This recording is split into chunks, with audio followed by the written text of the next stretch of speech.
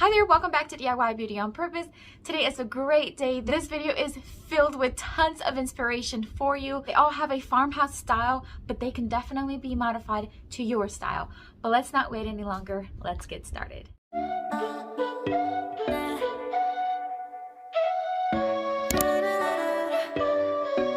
For this DIY, we are going to start with 4 of these super large frames from the Dollar Tree.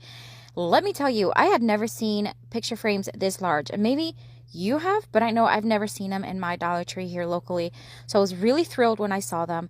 So we are going to make, which I'm sure you have seen many times before, we're going to make a window frame using these picture frame. However, because the picture frames are so large, it's going to be a humongous one. So I took everything off of the frames and I'm just literally going to keep the frame.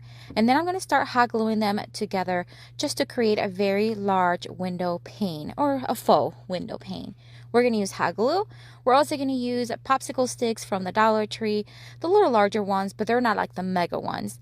And then we're going to staple the popsicle sticks right onto the frame. That way it's going to be nice and sturdy and not go anywhere.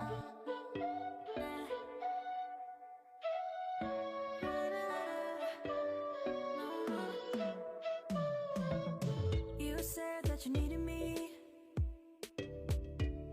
like a cargo, you will carry me. I just hope you know my depth, even though it makes no sense. Sometimes I'm broken, too much of emotion.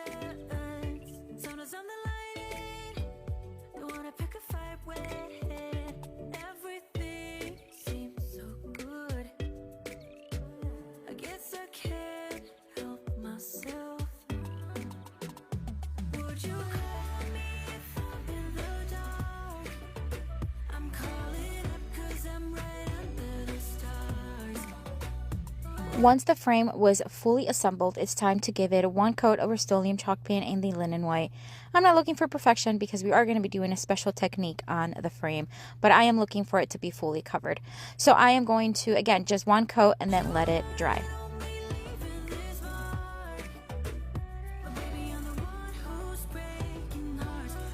Alright, we are now going to be using this Sea Spray Texture Additive by DIYbeautyonpurpose. This was sent to me, gosh, maybe like 9 months ago or so, or maybe even longer. However, I've only used it once and I don't even remember which piece. I'm sure it was for a furniture piece, but we are going to use it today to add some texture to the window frame. So we're going to put some regular chalk paint in here and add some sea spray. It does give you the instructions in the back on how much to add per 8 ounce of paint, but I don't need 8 ounces of paint, so I'm just kind of eye it out until I see a texture that it's just going to add some really good, delicious texture to this window frame. So let's see. As I mentioned, I started little by little adding as I needed. I ended up adding extremely too much of the sea spray. Yeah, it was clumped up. So I ended up having to add more paint, actually twice, so that at least it would be spreadable to the frame. And it worked out okay. It was still pretty thick.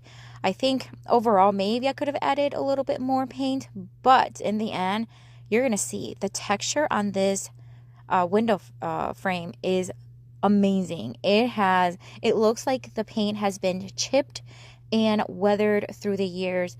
I loved it. Everything seems so good, I guess I can't help myself. Would you call me if I'm in the dark? I'm calling up 'cause I'm right under the stars. Would you run on me leaving this mark? But baby, I'm the one who's breaking hearts, one who's breaking hearts. In addition to brushing it on, I also dabbed it on. I learned that this actually works better after you have it kind of like wiped on or brushed on. If you start to dab it, it starts to clump up, and that's exactly what I was looking for. Now, obviously, the least or the more paint you add, then the softer or the more liquidy it will be, so it will not be as clumpy. But again, I didn't mind it because it actually turned out really, really nice. And here I'm going to show you a close-up of that texture. It just looks like an old window frame that has been outside in the elements, and it just looks beautiful. Once it was fully dry, it did not take long. It took about an hour for it to be dry. Now I'm going to take this wreath. I already had this on hand. As a matter of fact, it's the wreath that I had all summer long above my fireplace. I'm going to wire it to the top of the frame, making sure that the cross in the middle is right in the center of the wreath. And look how beautiful and large this window is. I am in love. I have made many windows with Dollar Tree items and other items, and this is by far the best one. The quality as well as the texture with this sea spray turned out beautiful.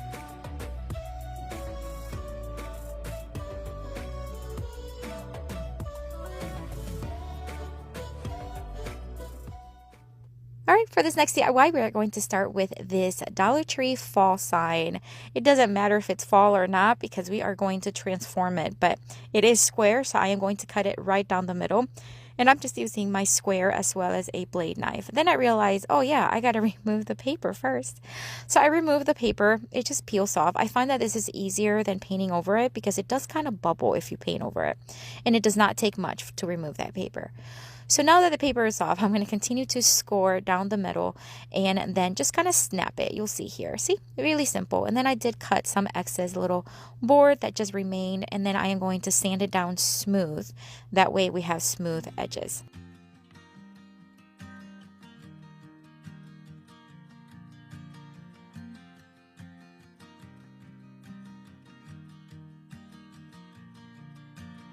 And then we are going to give it 2 coats of Rust-Oleum chalk paint in the linen white. However, you can use any color you want. I think it would have been great, maybe even black as well, or I don't know. I'm going to put it right next to the window that I just created, so I think white was actually the perfect color. But you can create it however you'd like. So while that's drying, I'm going to take these little, I don't know what they are. It's like little domes. It was in the summer collection of Dollar Tree, and I purchased 2, and I never did anything with them until today. We're going to take 2 of them, and then I'm going to drill a hole on each one right in the edge. Now be very careful if you're drilling because this is plastic and it will snap or crack. So basically I just kind of drilled very lightly until the hole was made.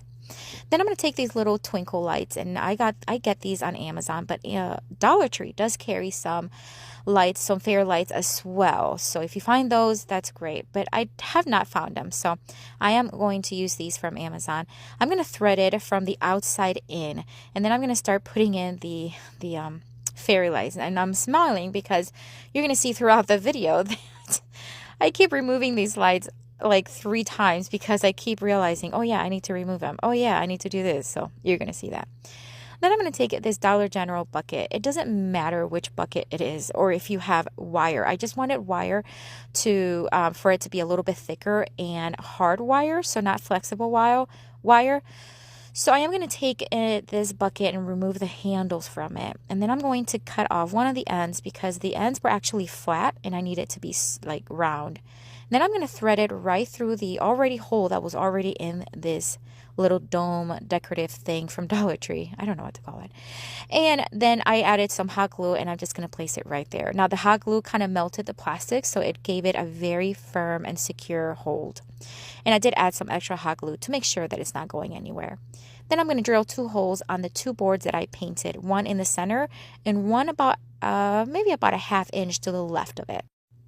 And this is what I'm talking about, where I had to remove the fairy lights again and again. So I'm going to thread them out again carefully.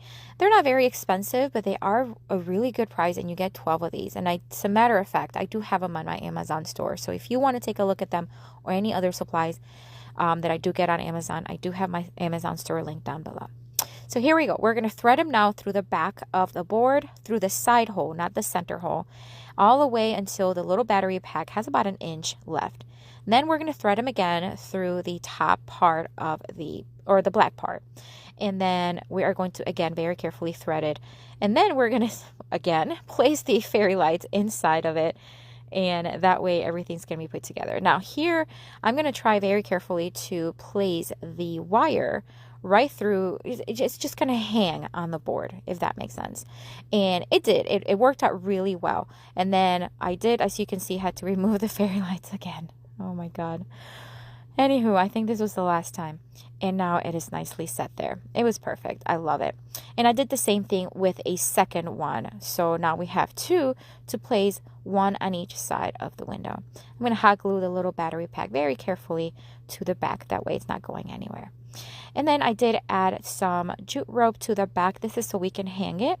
And I'm going to hot glue it as well as add some tape. Now it's not pretty by all means, but it works. Everything is secure and no one's going to see this part.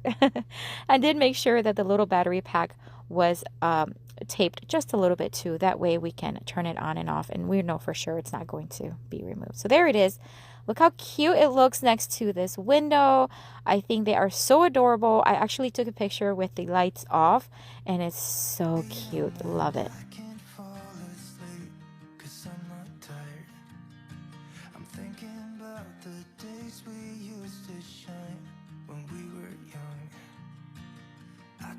You that we should start a band and reach for the sky.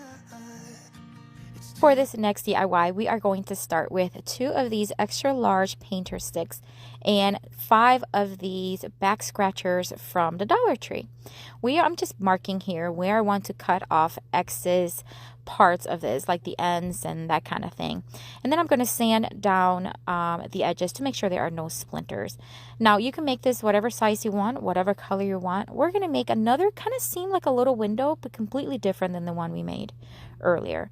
And the 2 painter sticks, I'm going to paint white. And then the back scratchers, I am going to paint black using Waverly Black paint in the ink. And again, you can use any colors you want.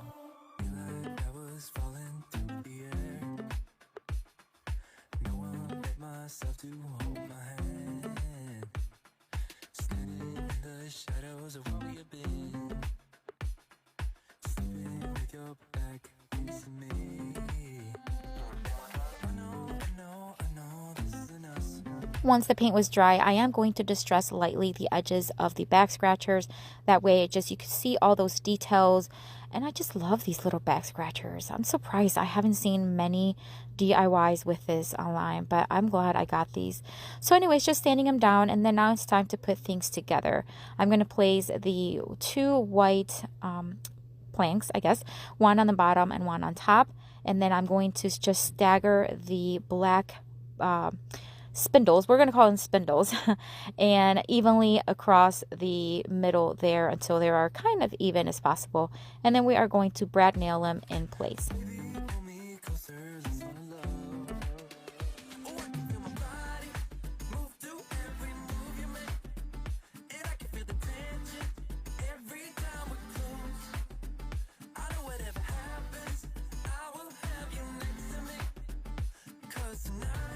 I am going to fill in the holes that the brad nails left with some wood filler.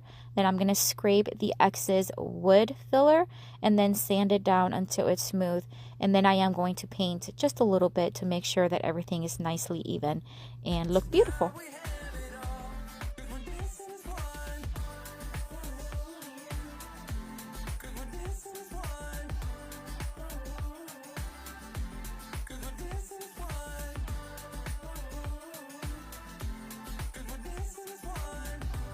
These little flowers are called mimosas, I believe it is, which I thought was kind of clever.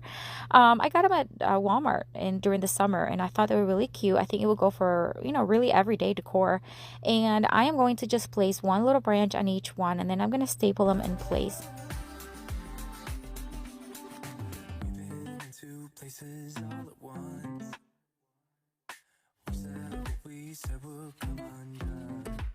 And then I'm going to take some jute twine and I'm just going to make very simple bows, literally like simple bows. And I'm just going to hot glue them right where the staple is to cover up the staple. And that's it. This is the type of DIY that you can modify to whatever color, season, style you want. As long as you have the frame made, you can switch up the flowers season to season. You can put a garland, you can put a swag on the bottom of it. You can leave it as is and add it to any decor on a mantle or console table. And I think it looks stunning. I love it.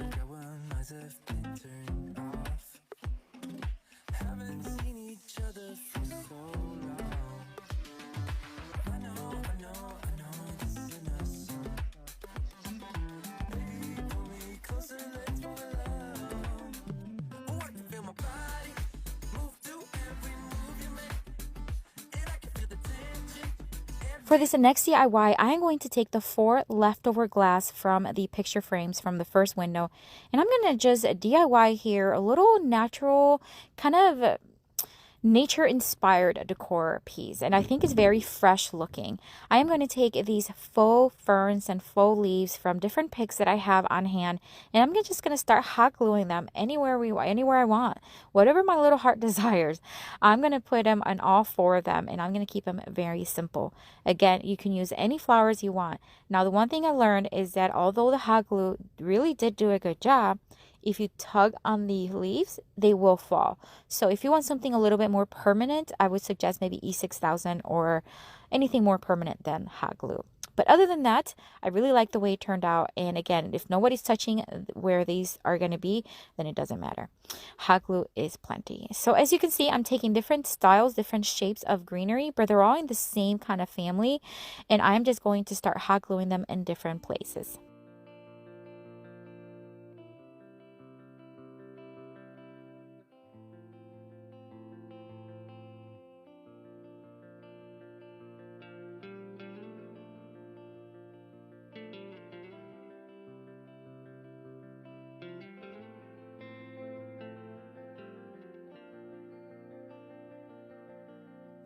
And we're just about done with this one. This last one here, I think is super cool.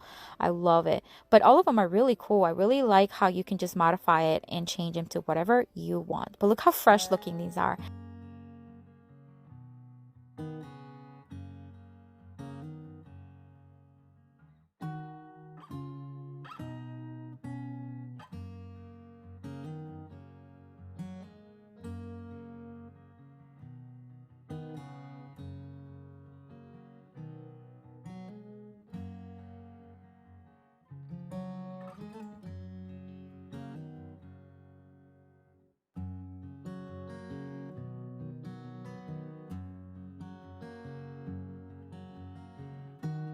I am going to take this little tin bucket I got at the Dollar General. It was $1. I'm also going to take some chalk paint from Walmart, this Dixie Belle Sea Spray, a cup, a stirring stick, and a small brush. I'm going to put some paint in this cup. Just eye it out. It doesn't matter. It's just going to paint the little tin bucket. So I did ended up having a lot left over, which I used in a later DIY. But this one did the trick. So the sea spray basically just adds texture. You can accomplish this also by using, let's see, what have I used? Not flour, cement, like, that powder that you can use for cement, or there's so many things you can use for it. Baking soda, there it is. You can use that too, but Dixie Belle sent me this a while back, so I wanted to use it. As you can see, I'm going very slowly, and I added a little bit, and now it's so thick that it's not even falling off of my stirring stick. So that's exactly the texture I was looking for. Now I'm going to start dabbing it instead of brushing it. That way it's going to keep a lot of texture on the tin bucket. And I'm going to do that all the way up, but I am going to leave it kind of messy on the top and leaving about a ½ inch where there's no paint. So you see how I just left a lot of it not painted. That's exactly what I wanted to look, and it just had like a messy kind of look. Using my Cricut Maker 3, I cut out the stencil that I am going to use here. It says DIY Beauty on Purpose candles, and it has that little buffalo that I used earlier.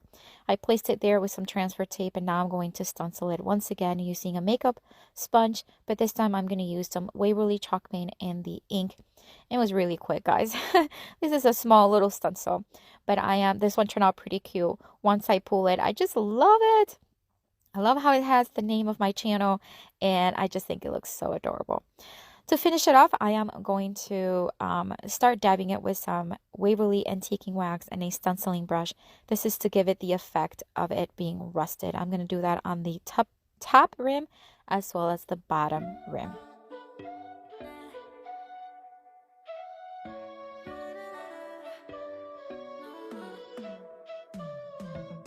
You said that you needed me.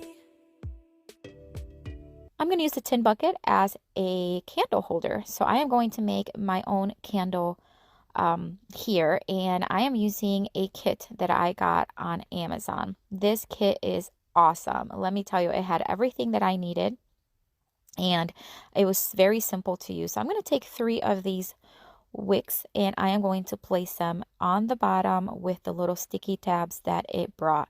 You could only use 1 or 2, but I thought 3 was kind of cute. And the tin bucket had a wide open mouth that I thought the 3 was perfect for it. So after I have them placed there, and I'm going to try to use these little holding thingies that it brought, but it's meant for smaller jars. So in the end, it didn't work out. So I did have to use some crafting sticks that I had, and I just made a hole in the center, and I used those as my wick holders, and I made 3 of them, and that way it held them in place. And I've seen this used before. I don't know if this is how they do it, but I just thought, hey, I have some from Dollar Tree. I'm going to poke a hole in the center, and that's how I'm going to hold the wicks.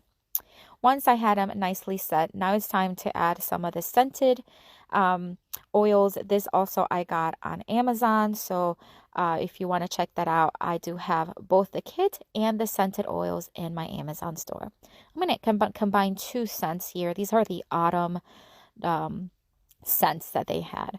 And now it's time to start pouring here. And I didn't have enough wax, so the kit came with about 12 ounces of wax, and I actually needed about 16 ounces of wax. But nonetheless, I think it turned out super cute.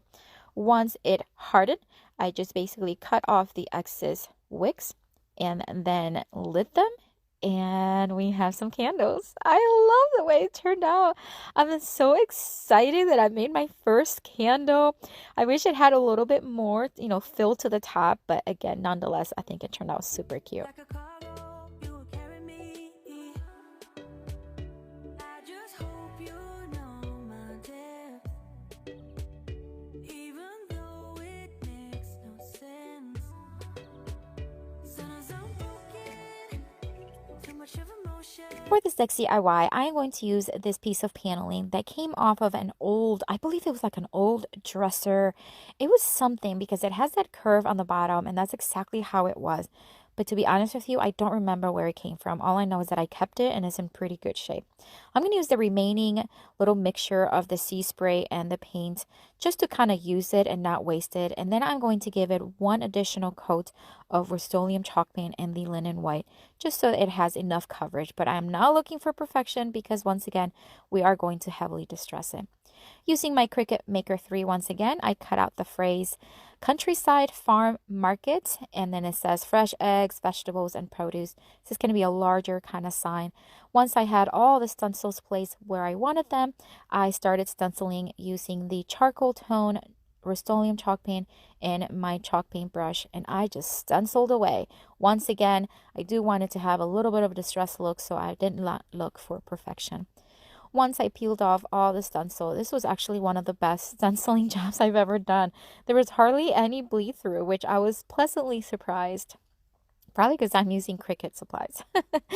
And I think it turned out pretty cool. So I'm just going to weed off the excess little vinyls that are there. And then it's time to start distressing. Now I want this board to have heavy distress. I started doing it with my block sander. It was taking forever. So I went on to my palm sander, and that did the trick. I am going to heavily distress all the edges and then lightly distress all the words.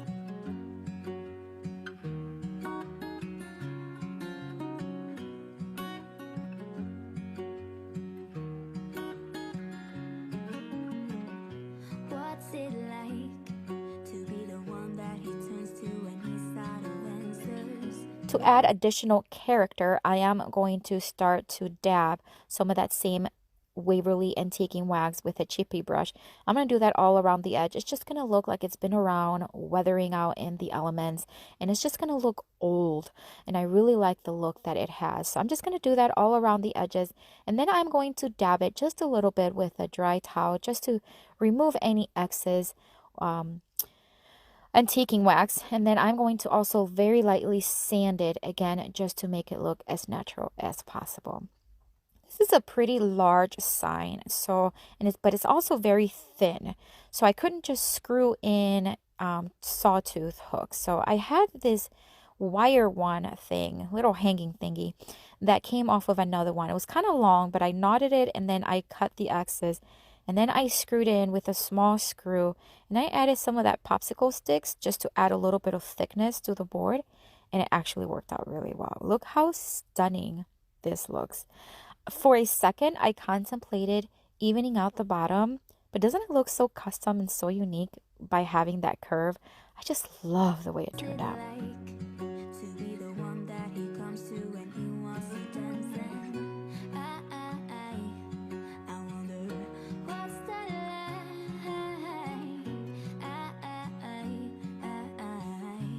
All right, friends, for this next DIY, I am going to take this piece of paneling. It was left over from another project. I got it at the hardware store scrap wood area, and it was just this size. It was about 22 inches long or wide, and then about 6 inches wide. I don't know which way is wide or long. Nonetheless, I am going to start applying some antiquing wax with the brush and then wiping off the excess. I did that in the front and the back. If you don't use antiquing wax for staining, you're missing out. It's so easy to stain, and it's not stinky, and it comes off really easily from your hand. So again, you see my Cricut Maker 3. I cut out the stencil that says no hunting. Now I'm going to stencil it using white chalk paint, and I'm going to keep it very light. So again, I'm not looking for complete coverage for the stenciling because I am going to be distressing it. Removing the stencil again is so satisfying. And then it's time to start making some holes because I want this to have like bullet holes. You know, because it says no hunting, and yeah, you know what I mean. So I'm just going to randomly start drilling some holes anywhere I want, but I don't want to overdo it. I just want it to be a detail. So I grabbed the thickest drill bit that I had, and I'm just going to start drilling it on several sides of it. And then I just sanded it down just a little bit because it did splinter up. And although it looked very authentic with the splinters up, when I resell it, because I am going to sell it, I don't want it to have splinters because it can hurt somebody. So I'm just going to sand it down. And then I also sanded down the edges a little bit just to distress the whole thing and add a little bit more of a country style on it. And then I decided to take one of my flat screwdrivers here, and I'm just going to start distressing even more right around where all the holes are. This is just going to make it look a lot more authentic, and I think it turned out stunning. Oh my gosh.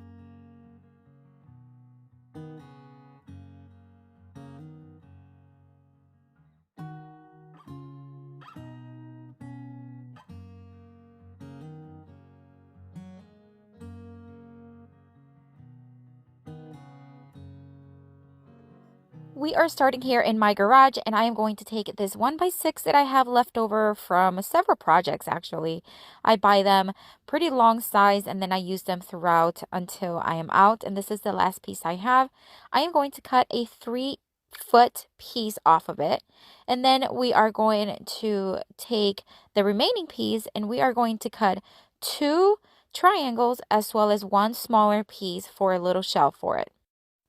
After I have everything cut, I am going to come back inside and sand everything down smooth, making sure there are no splinters and that the wood is pretty soft.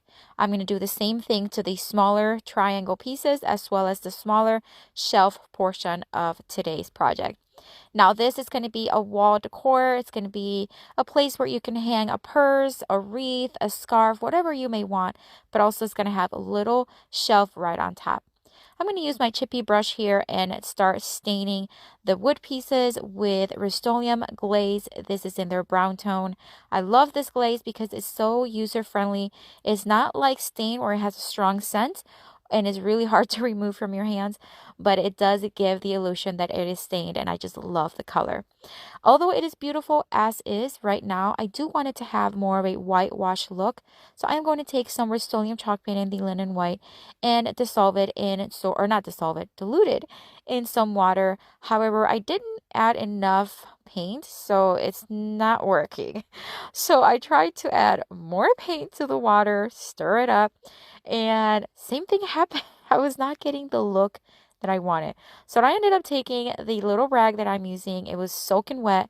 I just dipped it in the paint and I started painting the board. This is just pretty much whitewashing it, just making it lighter, making it a little bit more muted. And I love the tone that it gave. It truly, I don't know, I guess I don't know what I was looking for exactly. I just wanted it to have a whitewash look, and it turned out more beautiful than what I thought it would ever look. I did add a little bit of paint just like you see here as a dry brush technique, and I'm just going up and down the entire long board as well as the smaller pieces. This is just going to add a little bit more dimension and a little bit more of a textured look to the board. And I think the end result is absolutely stunning. I've never done this technique and I am going to do it again because look how beautiful that board looks. Love it. Now I'm going to take the triangle pieces, and this is just going to be where the little shelf is going to be on. We are going to place it evenly on both sides. I'm going to secure it with brad nails, and then we're going to place the smaller piece or the small little square piece right on top, and again attach it with brad nails.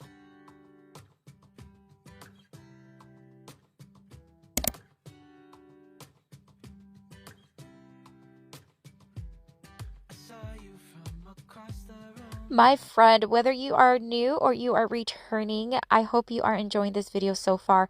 And if you are, would you consider giving me a thumbs up? Giving me a thumbs up really helps this video reach more people and helps my channel grow.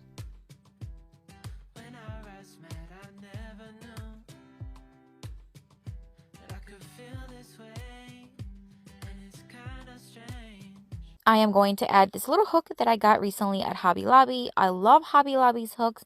I think they have a great selection. This was $3.99, but I actually got it at 40% off. And that's just going to go right on the kind of like midway to the bottom of the long board. And then I added 2 sawtooth hooks to the back to make sure it's going to be nicely secure and not go anywhere. And look how beautiful this board looks.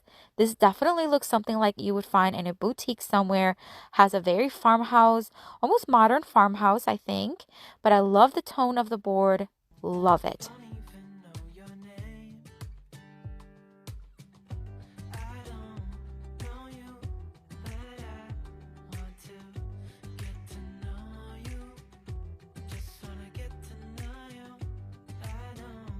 For this next DIY, we are going to do a similar technique that I did in the other board. This is the leftover piece.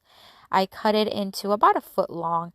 I sanded it down, dusted it, and I'm going to apply more of that glaze and remove the excess with a rag. It's just a dry rag.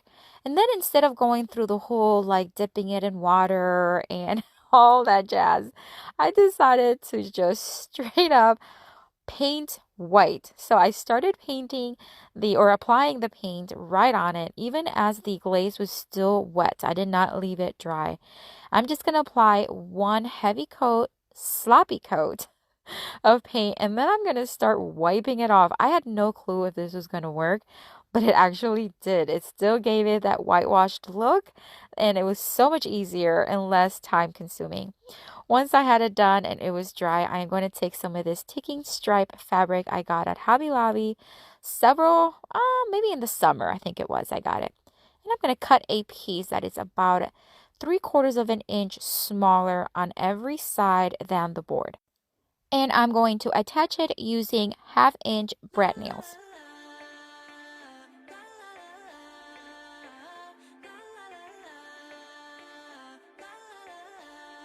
Using my Cricut, I cut out a stencil that says home, keeping it simple.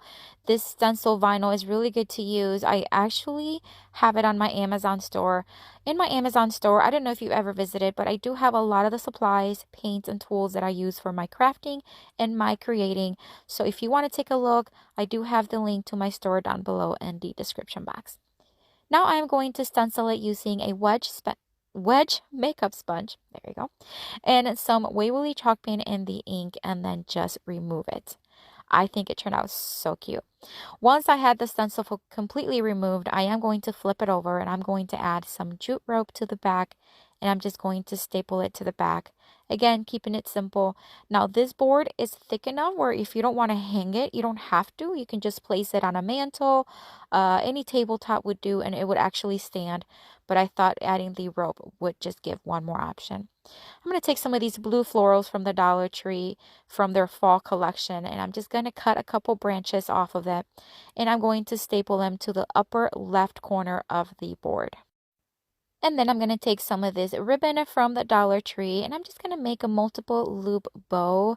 Just wrap it around my finger several times and then use some of the same ribbon to tie it in the middle. And then I'm going to hot glue it, covering up these staples and the stems. And that's it for this one. What a beautiful little decor sign to place anywhere in your home. And actually it's very customizable. You can use any fabric and any florals that you may have on hand. And I think it turned out stunning. Hey, I got you on my mind. Yeah, you're all that I think about. You know you got me going wild. And what I want is you. Could you come a little closer? I want you by my side.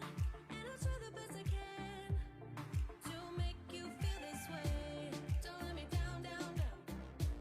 It could be you and I want you now, now, now, now, now, now, now. For this next DIY, I am going to take this faux little decorative cutting board I got at the Dollar General for $3 and 4 little legs that I cut. This is a 2x2, yes, that I cut into 3-inch long pieces. These are going to be the little legs for what I'm going to be making a decor riser. As I mentioned in previous videos, I'm a little obsessed with decor risers because I just think they just add so much texture to any decor, and this little faux little decorative cutting board was perfect for one. Once the paint was dry, oh, I painted everything using Rust-Oleum chalk paint and the linen white. I gave everything 2 coats. Once it was dry, I'm going to take some of this drop cloth.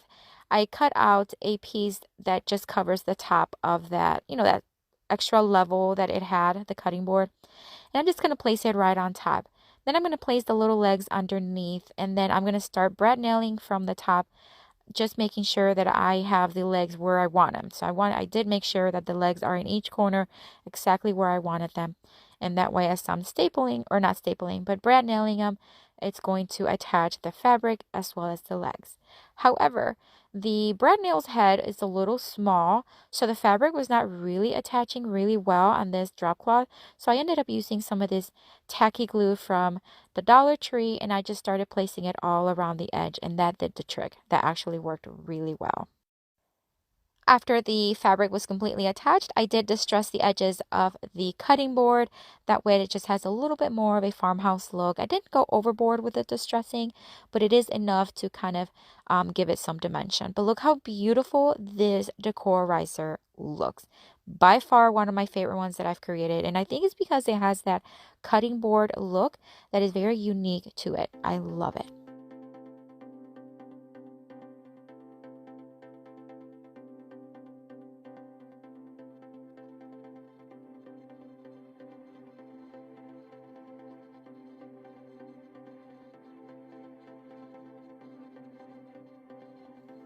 Moving along to the next DIY, I'm going to take this scrap 4x4. I have had these in my garage for a while. I have made several DIYs with other pieces, and this one is probably about 8 inches long or so.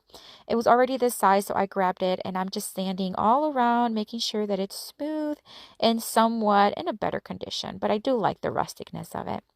Once everything was sanded and dusted, I am going to give it 1 coat of regular household latex paint.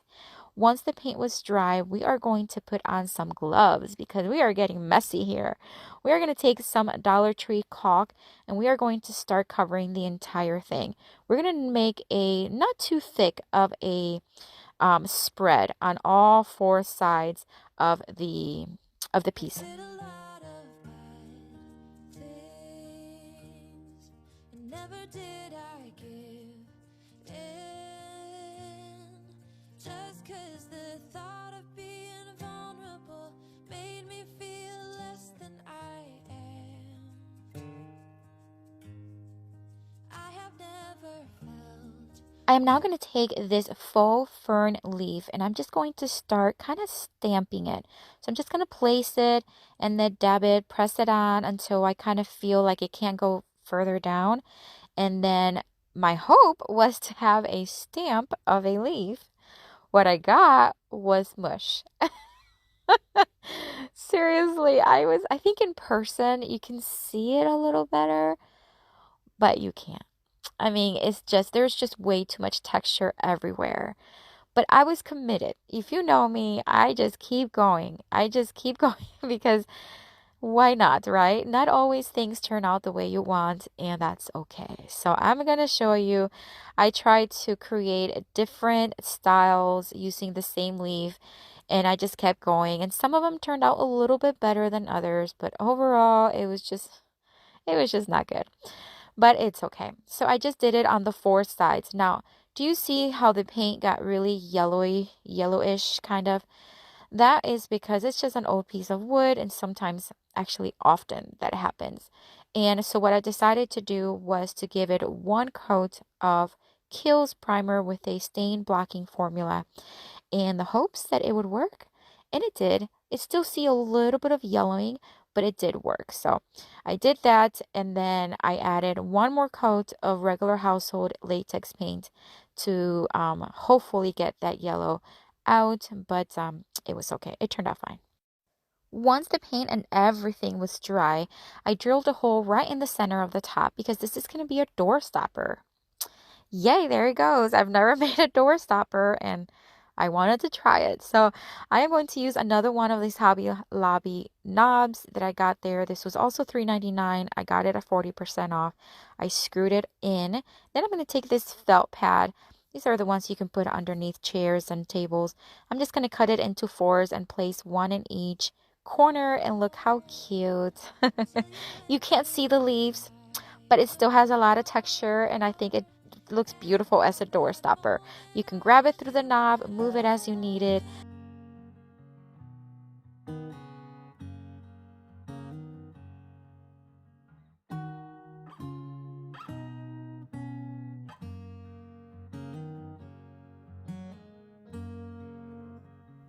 All right, we are going to start with this piece of 1x6 that I got at the hardware store.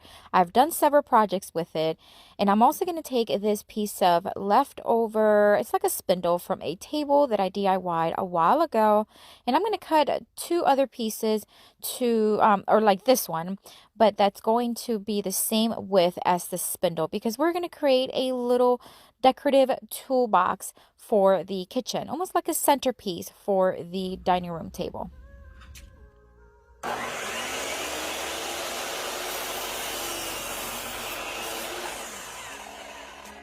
Once I had the three pieces cut to the same size, I am going to lightly sand, removing any splinters and just making sure that it's nicely smooth. These little decorative, kind of like cutting boards, they're from the Dollar General. They were $3 each. I thought they were very farmhouse looking, but I am going to, they're going to be the sides of the decorative toolbox. So you saw there that the spindle has a very large dowel at the end, and not large, but larger than the hole that the cutting board here had. So I'm going to use a spade blade here just to kind of cut it and make sure that that little dowel that's at the end of each side of the spindle is going to fit right through because that's where it's going to go. So I used, again, the spade blade. I'm not quite sure what size it was. I just kind of measured it to the spindle, making sure that it was going to fit. So once I had it cut and sanded down, now is a moment of truth, making sure it fits, and it does perfectly. So now I'm going to do the same thing on the other side. The two decorative cutting boards had like a little, I think it was like a chicken and a little piggy, and I am going to reuse them, but I'm not going to use them on the sides of the decorative toolbox. So I'm just going to remove them very carefully, making sure that I'm not ruining the chicken wire as well as the chicken and the piggy. So I'm going to put those to the side, and now it's time to give everything two coats of Rust-Oleum chalk paint in the linen white. Now I'm going to start painting the inside of the box. So I'm only going to do one side of everything. That's because I don't know if you've ever painted inside a box, but it's not my favorite thing to do when it's assembled. So I figured I'm just going to give everything two coats when everything's not assembled, and it's going to make my life so much easier. So I did that with everything. Once the paint was dry, of course, then it was time to put everything together. But that way, and then we can paint the outside when everything's put together. But I've learned my lesson, and I just like doing it better when it's disassembled. Now, if it's already a box that was maybe thrifted and it's already assembled, it is what it is. But if I can do it this way, it's much better. So now it's time to staple everything. I could have used brad nails, and I did afterwards. I did add a couple extra brad nails here and there, but using the staples I think just felt better because these little cutting boards are not real wood. And so I just wanted to, I think the brad nail maybe would have been too thin and gone right through it if it was like pulled on it. So once I had the two sides put on it, it was time to place the longer sides, and it was pretty snug fit, but it was actually perfect. I just kind of pressed just a little bit, pulled on it until it fit perfectly. And then with a hammer, I just kind of hammered it in just so that it was nicely straight. And then again, stapling it, and I did use some brad nails, like I said, to secure the three boards together, as well as I just added a few more here and there on the sides.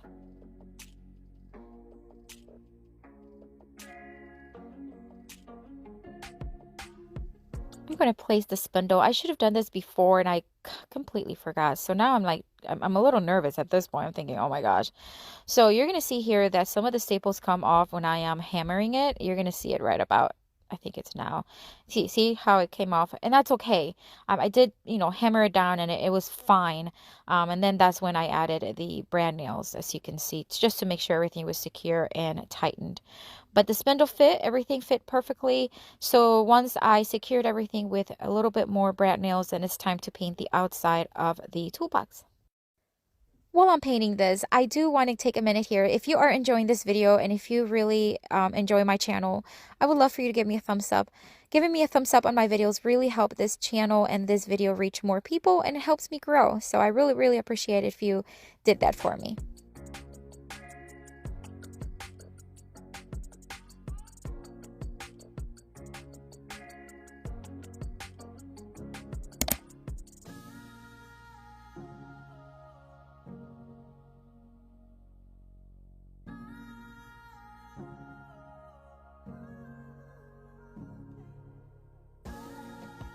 I did give everything 2 coats of Rust-Oleum chalk paint in the linen white. However, I'm not looking for perfection. I am going to distress it. I want it to have a very farmhouse look. So I am going to do as much coverage as possible. I did also paint the chicken wire, as you can tell. I usually do that with a dry brush technique. That way it's not like dripping on me, but I just wanted it to have a white finish. So here I'm just using my sanding block to kind of gently sand all over the place, just to kind of give it, again, a little farmhouse look to it. And remember the little chicken and the little piggy that I removed earlier.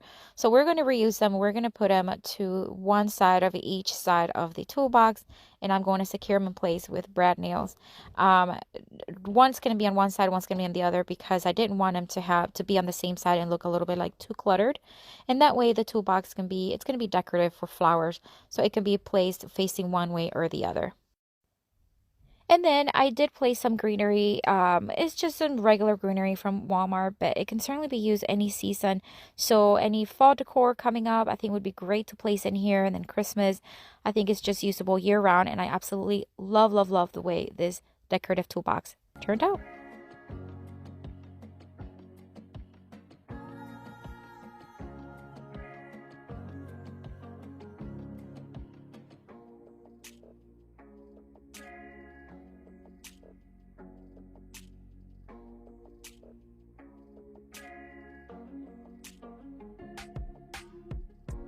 For this next DIY, I am going to take this piece of other scrap wood that I got this time at the hardware store. It was only 25 cents, and I get these at Lowe's all the time. A lot of you always ask me, I don't ever find them for 25 cents. That's at my hardware store, at my Lowe's.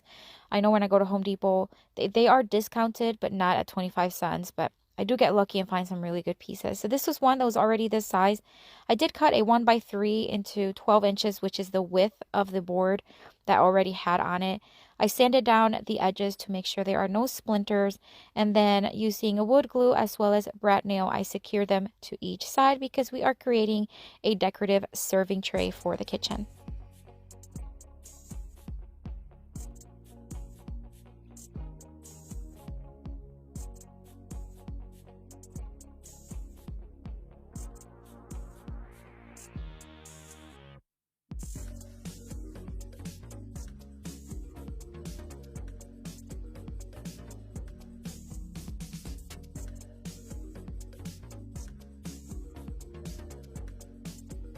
I'm going to fill in the holes using some wood filler. You don't need much, just a little bit. Let it dry. It dries pretty quickly, actually. And then once it was dry, I did sand it down using my block sander. This is where you pretty much remove most of the wood filler because you just need the little tiny hole in there filled. But once you have it nicely smoothed, or once I had it nicely smoothed, I then painted everything this time using regular household latex white paint because we're not going to be distressing it with a sanding block. We're going to be distressing it using some dry brush technique. So I am going to give it 2 coats.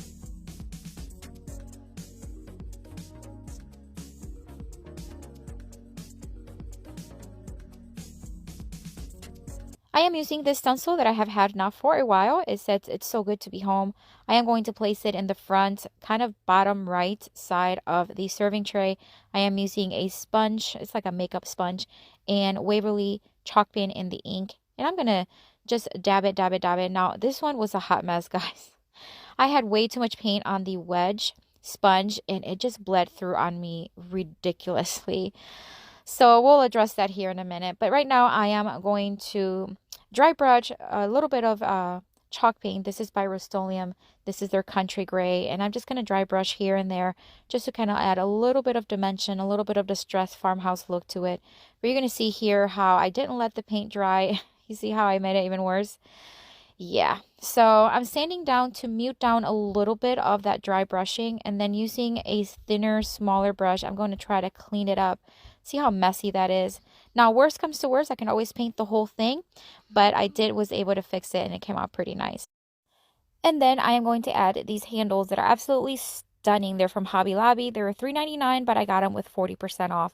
So it was a really good steal. I really love their handles and their knobs. I think they're just so beautiful. These have like a farmhouse style look. Look how beautiful this serving tray turned out. Ugh, I think it's one of my favorites today. Actually, it is. I just love the size of it. And I love how fresh farmhouse it looks.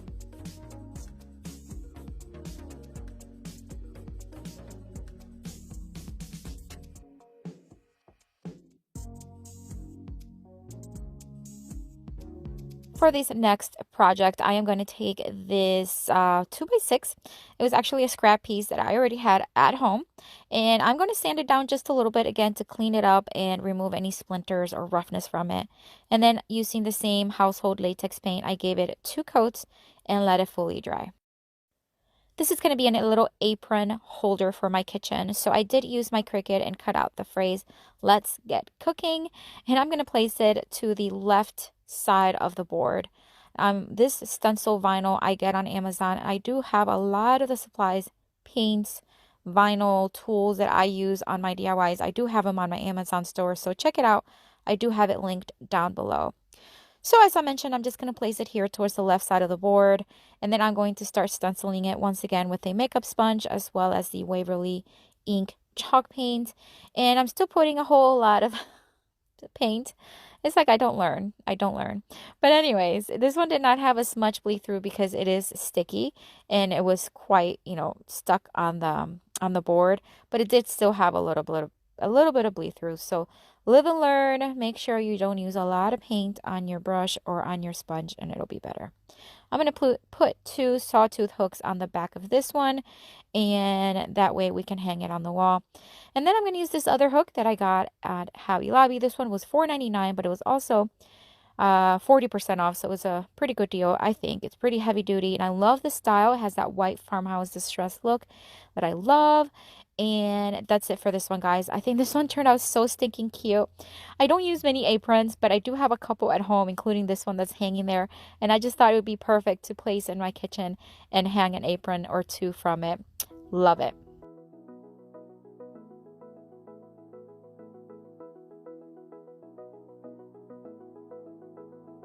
I wanna get to your clothes, gotta get it right now. I wanna push all the limits with you right now. This DIY, I am going to take this piece of board. I got 2 exactly the same size with this black paint already on it. I'm not sure what it was, but it was in the scrap wood area at the hardware store. It looks like they used majority of the board and they cut it, but whoever purchased the board left this piece in the scrap wood, so I got it for 25 cents. So I'm going to give everything, again, 2 coats of the regular household latex white paint. This one's indoor and outdoor paint. Anything that goes in the kitchen, a lot of times I like to use a regular household paint because you never know. You never know, with the humidity that sometimes is in the kitchen, grease or whatever, I think it's a little bit more durable. You can always use chalk paint and then seal it, but I have, this latex paint, so I thought, why not? So I cut out the phrase, "Welcome to our kitchen." This is going to be one of those vertical boards, signs, and I'm going to place it where I currently have a mask holder, but we're not using as many masks these days here where I live, so I decided to switch it up and place this one. So I'm just going to place the welcome right on top. Then I'm going to place 2 hour right underneath. And then for the kitchen, it's going to be vertical. And let me know what you think. I felt like after I did it, I felt like the letters were way too tiny. But if I would have made them any thicker or any wider, I think it wouldn't have looked quite right. But the board wasn't long enough for the word, if that makes sense. So nonetheless, I left it as is. I think in the end it turned out pretty well. But let me know. Do you think the letters are too small? Should I remove them and place them bigger? Let me know in the comments. So what I'm doing here is I'm basically dry fitting them. So I'm placing them very lightly. I'm not sticking them very heavily on them. Just placing them so that way I can move them as needed, and that way they are as even from each other as possible.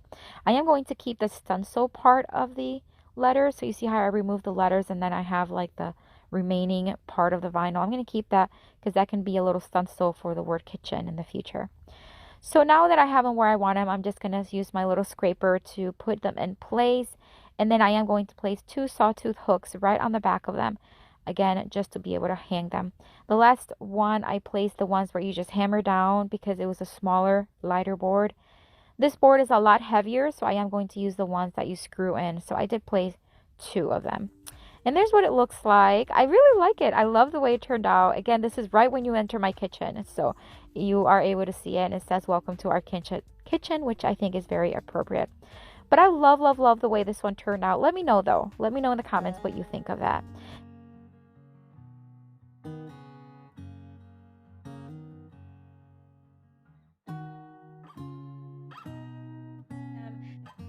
Alright, so this basket was only $2.99. I thought it was such a great deal, such good quality. I gave it a good scrub.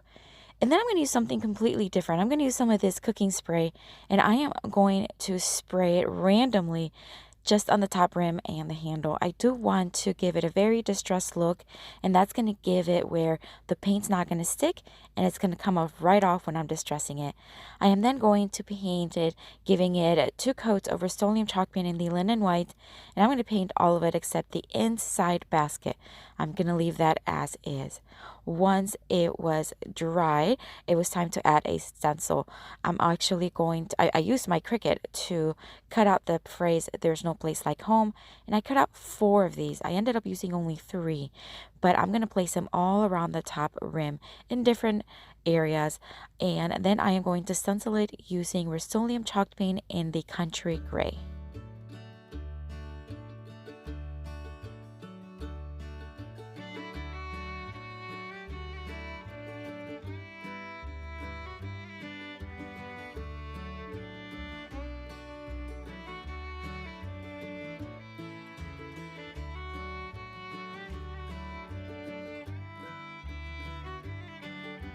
As I removed the stencil, you can see that the paint removed quite a bit, and that's fine. That's because I did spray it with the cooking spray. I'm going to take a wet rag now, and I'm just going to remove a lot of that paint. And the reason why I added the stencil before I distress is because I do want the stencil to also be distressed. I want everything to look like it was like this for many years originally, and through the years it distressed naturally. I'm going to just start removing a lot of that paint. We're going to give this basket a very heavy distress, making it look very farmhouse, very old. Then I'm going to take my heat gun and I'm just going to speed up the process of drying it because I did add a lot more water to it with the wet rag. I just want it to dry quickly. And then I sprayed it with the Rust-Oleum spray top coat just to seal everything. Let me remind you what it looked like before, and this is what it looked like now. I think it's so adorable. I have it staged like a little basket in a living room or a bedroom with a magazine and a remote control, but I think it would look great as a stencil holder or any other decor in your home.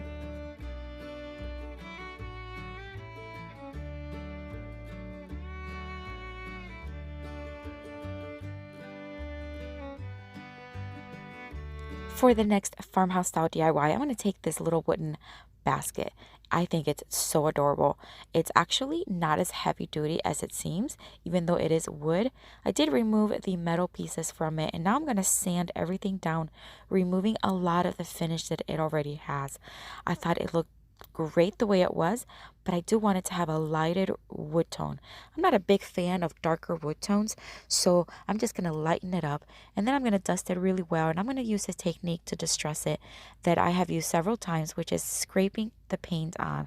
It's just where I take a scraper and I add a very little amount of paint right on the edge, right on the tip, and then I scrape it on. This is going to make it look like the paint has been on for many, many years, and it has chipped and distressed through the years.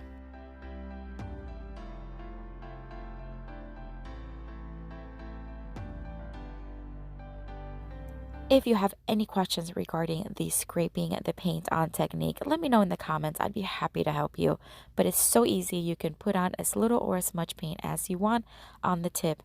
And I actually did it all over the basket except the inside and the bottom. If you are enjoying this video, I would love for you to give me a like.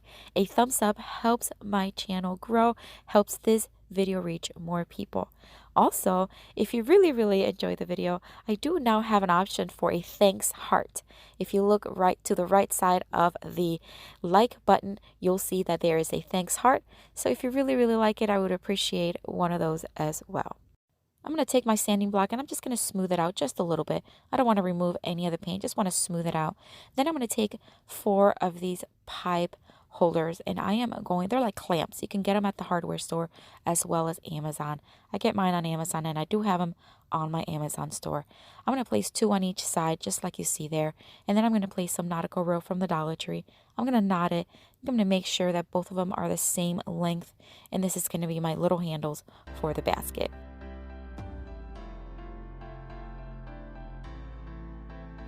I did add a stencil to the front of the basket. It says wash your hands.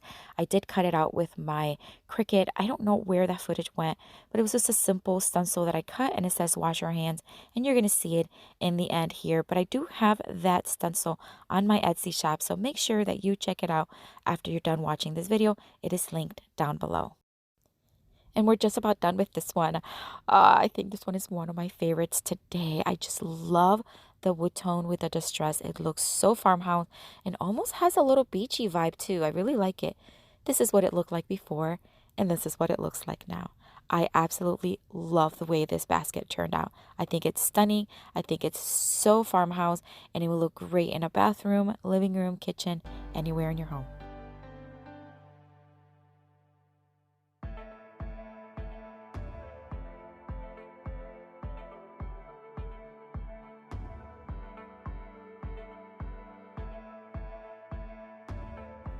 For this next DIY farmhouse style decor, I am going to take this cabinet door. It's one of those thinner ones. There was nothing on it to be removed, so I just quickly gave it a good scrub. And now I'm going to give it one very sloppy coat of Rust-Oleum chalk paint in the linen white. Then I'm going to take some Mod Podge and I am going to start heavily applying Mod Podge on top. I am just literally applying it.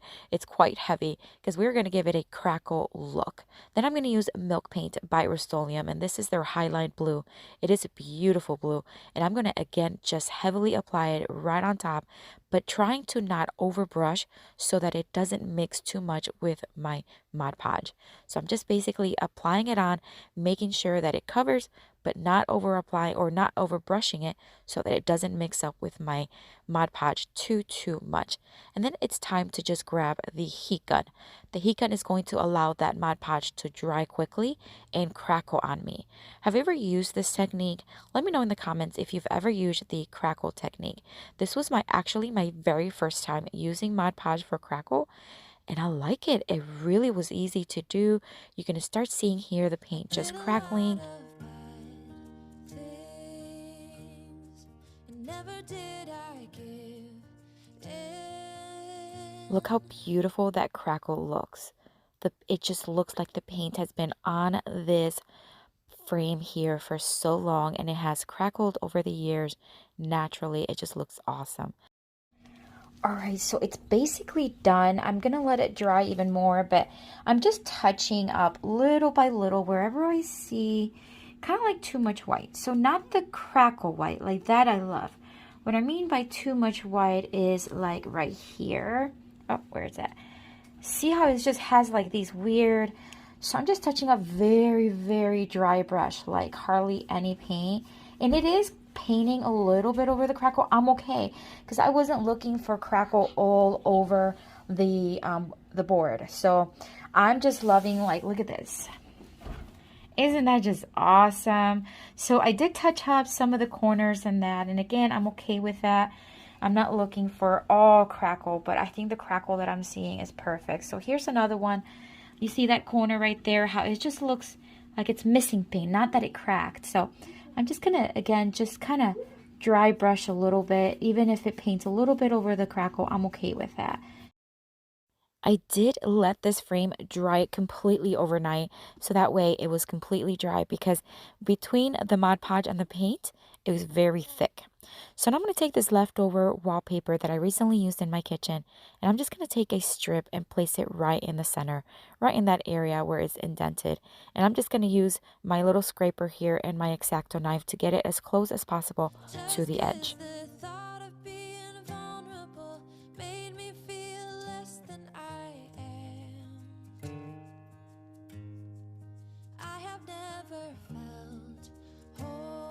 I think this looks so stinking cute. I love that the paint looks so crackled and old, but yet that wallpaper looks a little bit modern. It just gives it that contrast. I really like that. I'm going to take these little hooks. These are like coat hooks that I get on Amazon. I do have them on my Amazon store. If you've never checked out my Amazon store, it is linked down below. Check it out. I have a lot of supplies there. My favorite items, whether it's paint and tools and whatever it may be. Check it out. Again, it is linked down below. So these hooks I got there, it comes 10 in a box, and I'm going to use 4 of them. And I'm just going to start screwing them in using my drill here. And I am going to just place 4 of them right on the bottom.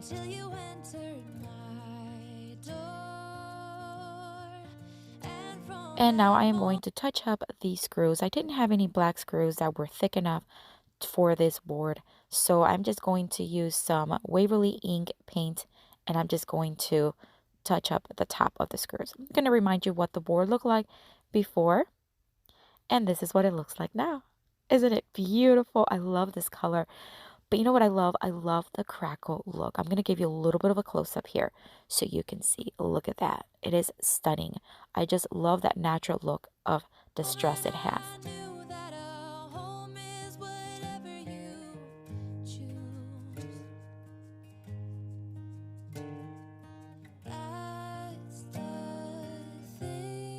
For the next DIY farmhouse decor, I am going to take this little board, such an easy, simple DIY to make. I'm going to remove the French, I think it says bienvenue, so I think it says welcome, but I'm just going to remove it and lighten up, again, this piece of wood. I just love the way that natural, lighter wood tone looks, and I'm using my palm sander and a 220 grit sandpaper, and then I'm just going to wipe it. This is a dry rag, just to remove any dust from it. Using my Cricut, I cut out the phrase Home Sweet Home, and I am going to place it towards the right side of the board, and I'm going to stencil it using a Rust-Oleum chalk paint in the linen white and a makeup sponge.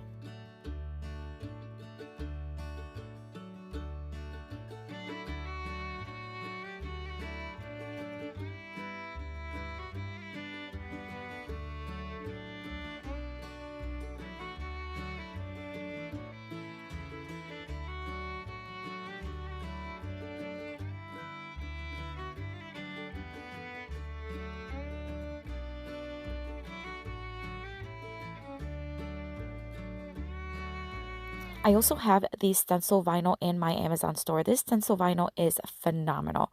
It works really well. It is specifically for stenciling, and it sticks to the surface really good. As you could tell, I can't even take my my pieces of vinyl out. But anyways, it's really good. It's linked down below in the description box. All right, so I'm going to take this tiny little mini wreath. It's the cutest little thing ever. I got 3 for $3 in a little packet. Actually, I got several, but they come 3 in a packet at the Target dollar spot. I'm just going to screw it to the left side of the board. And then I'm going to make a very simple double loop bow using some jute string, tie it in the middle, and then I'm going to hot glue it right on top of that screw to cover it up because it just, you can see it and I don't like it. So once it's screwed on, it is completely done. But I do want to remind you that this board, the entire sign is on my Etsy shop. It's only one of them because it's one of a kind. So if you're interested in purchasing it, if it's still there, check it out. Again, it is linked down below. I'm going to remind you what the board looked like before, and this is what it looks like now. It has a fresh, new farmhouse style look. It's beautiful. This board is so cute. Again, it is in my Etsy shop, so make sure you check it out.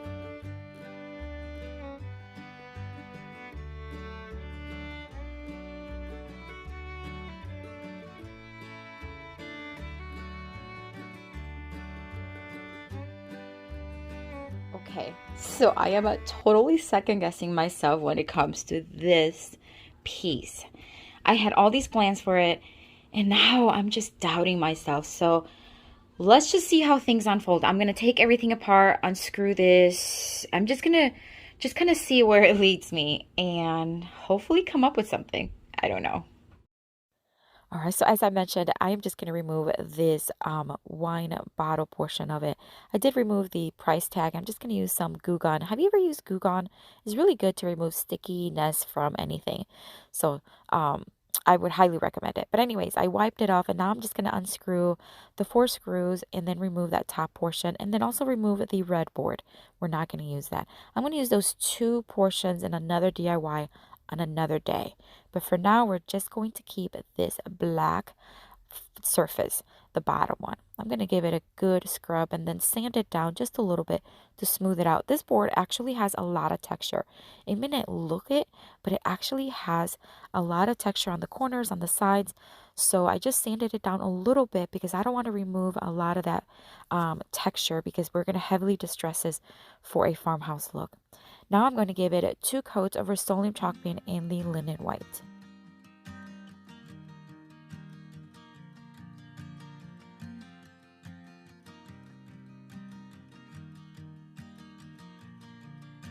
It's 2 a.m. and I can't fall asleep 'cause I'm not tired.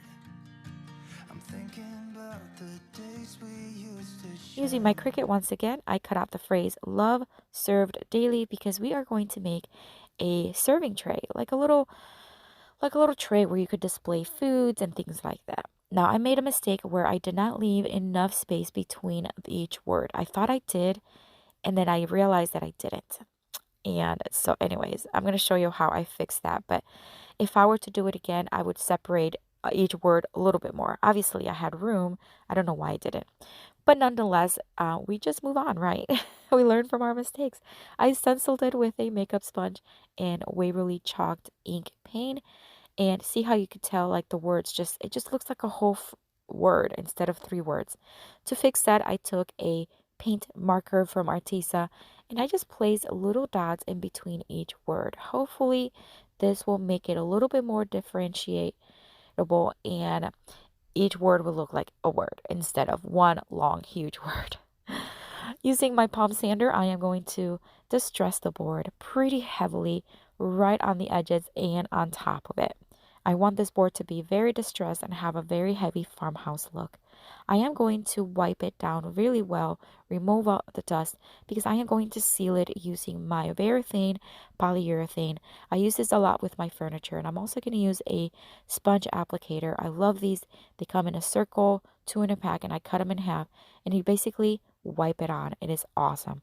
Now on the words, because the polyurethane will activate the paint, I just wipe it on once and let it be. I don't over wipe on the words because it will spread on me. So I'm just going to wipe it. I'm going to give it 2 coats and let it dry. Then I'm going to use some of these handles that I get on my Amazon store. I love them. I get them on Amazon, but they are on my Amazon store. They come in a packet.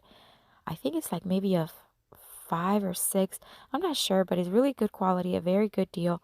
I'm going to place one on each side again to make it look like a little serving tray. I told you that we should start a band and reach for the sky. It's 2 a.m. and I can't fall asleep. I'm just not tired. To finish everything off, I'm going to place 4 of these felt pads right underneath. This is so that way if it's placed on any surface, it's not going to scratch it up. I am going to sell this one in my booth, so I want to make sure that no one's surface is going to get scratched up. This is what it looked like before, and this is what it looks like now. I love it. I wish I would have separated those words more, but I think putting the dots in between helped. What do you think? Let me know in the comments. Did it help, or does it still look crazy? But overall, I love the way it turned out.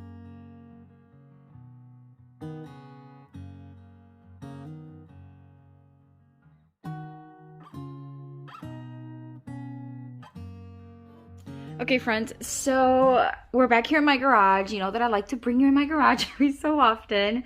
So I want to make a box, a wooden box, and I'm going to use one of these 1x3s. And it's not going to be a huge box in the sense of like thickness, but it's going to be kind of long. I want it to be about, I don't know, maybe about 15, 18 inches long. We'll see. Alright, so I am using my miter saw, and I am going to just make the few cuts, and then I'll take it inside and put everything together.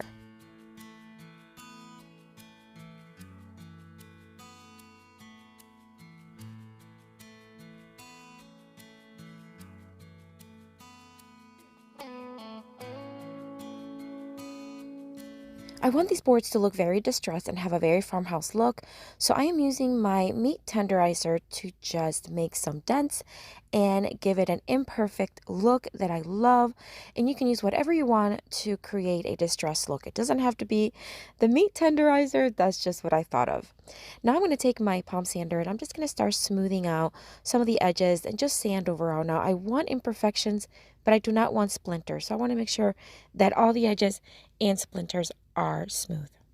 Now I'm going to take some wood glue and I am going to spread it in on the sides, and I'm going to start joining each board together to create a box. So I am using my Ryobi brad nailer with 1-inch nails. There you go. And I'm just going to place them along the edge, and I'm going to do that on all three boards for the bottom and the side, as well as the 2 smaller ones for each end.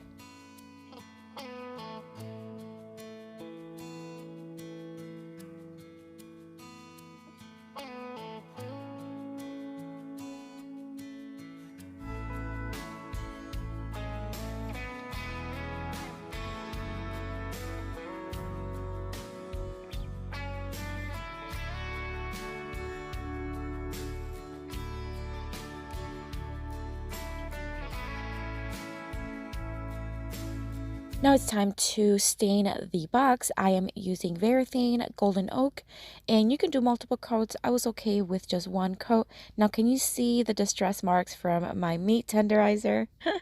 I love the way that looks. It actually looks like it's just been around and it's been banged up a little bit here and there.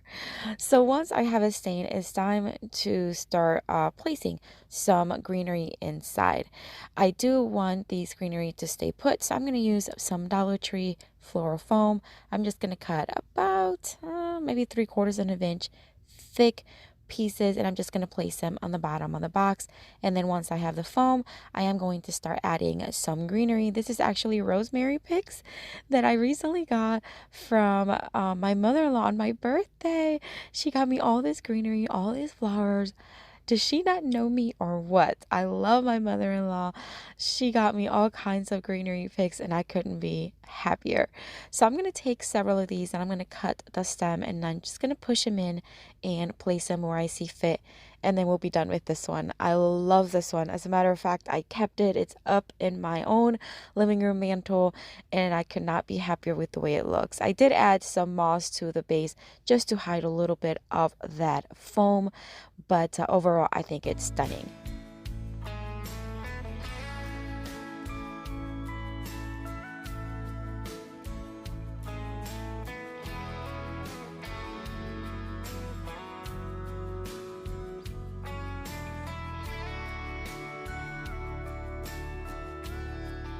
Okay, we're back in my garage, and it's a mess, guys. It's a mess. I'm looking for one of these 4x4s. Let me grab this one. We have several from like years ago, and they're a mess, but I like a mess. I'm gonna make cubes, so I want something that's square. So this is perfect. And I'm gonna cut them into equal sizes. So I want this to be a real true square. So I'm gonna even this out, just cut a little bit here, because right now it's at an angle. And then I'm gonna cut 2 of them, and you'll see what I make. All right, we're back inside, and now I'm going to start marking. I'm going to make some very farmhouse style dice. I've done these before, but I haven't done them in a while, and this is going to be very different from what I did before. So I'm just going to start marking all the little dots where I want to drill holes so that they look like dice. I'm going to be using a very thick drill bit. Now, if I had had a thicker one, I think it would have been way better. But this is the thickest one I had on hand. Instead, I didn't want to use the spade blade, so I just wanted to stick with the drill bit. So I'm just going to start drilling. I'm only going about 1/8 of an inch. That's it. But that's all I'm going to be doing on all sides of both dies. See here, I am just going to sand down every side.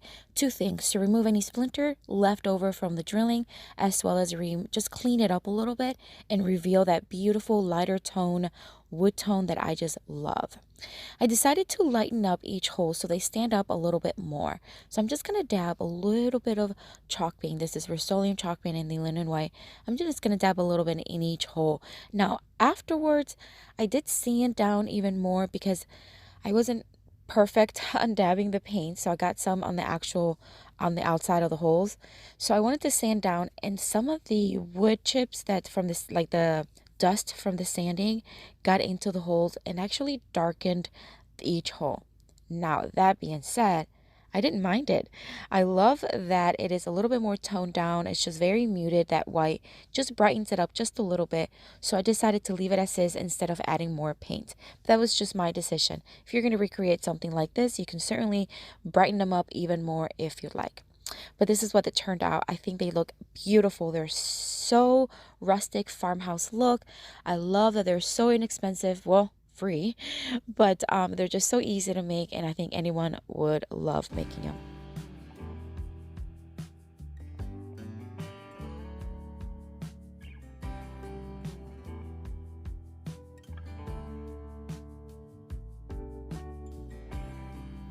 For the next DIY farmhouse decor, I am going to do a super easy one. This is a piece of leftover scrap 2x8 that I had already. I had used as a decor riser at some point, just to put some decor on top. But I'm going to use it today for a really farmhouse sign. I cut out this word, hi, with my Cricut, and it's with a stencil vinyl that I have. I do have it on my Amazon store, but I'm going to use it as a reverse stencil. What that is you actually use the word as the stencil instead of the cutout of the word as a stencil. So I place it in the center, and now I'm just going to dab some Rust-Oleum chalk paint in the linen white, and instead of brushing it, I'm dabbing it because it just avoids bleed through, just like you would with any other regular traditional stencil. So I'm just going to dab it. I gave it a couple of coats on top, and now I'm just going to remove the stencil, and this is where the reverse stencil reveals. So now you have that wood tone show through beautifully. Now if I would have painted, let's say, the base of the wood black, then it would have just revealed black. Does that make sense? So now I'm just going to clean it up just a little bit. Now, I've never looked for perfection. I've always said that. But in this case, it was just kind of bugging me a little bit because everything else was so crisp. So I cleaned it up just a little bit, dried it up with my heat gun. And now I'm going to distress the edges using my electric sander once again, just to give it a little bit more of a farmhouse look. I think this one's one of my favorites from today. It's so easy. Anyone can truly do it. And it's already up on my mantle. And I just love the way it turned out.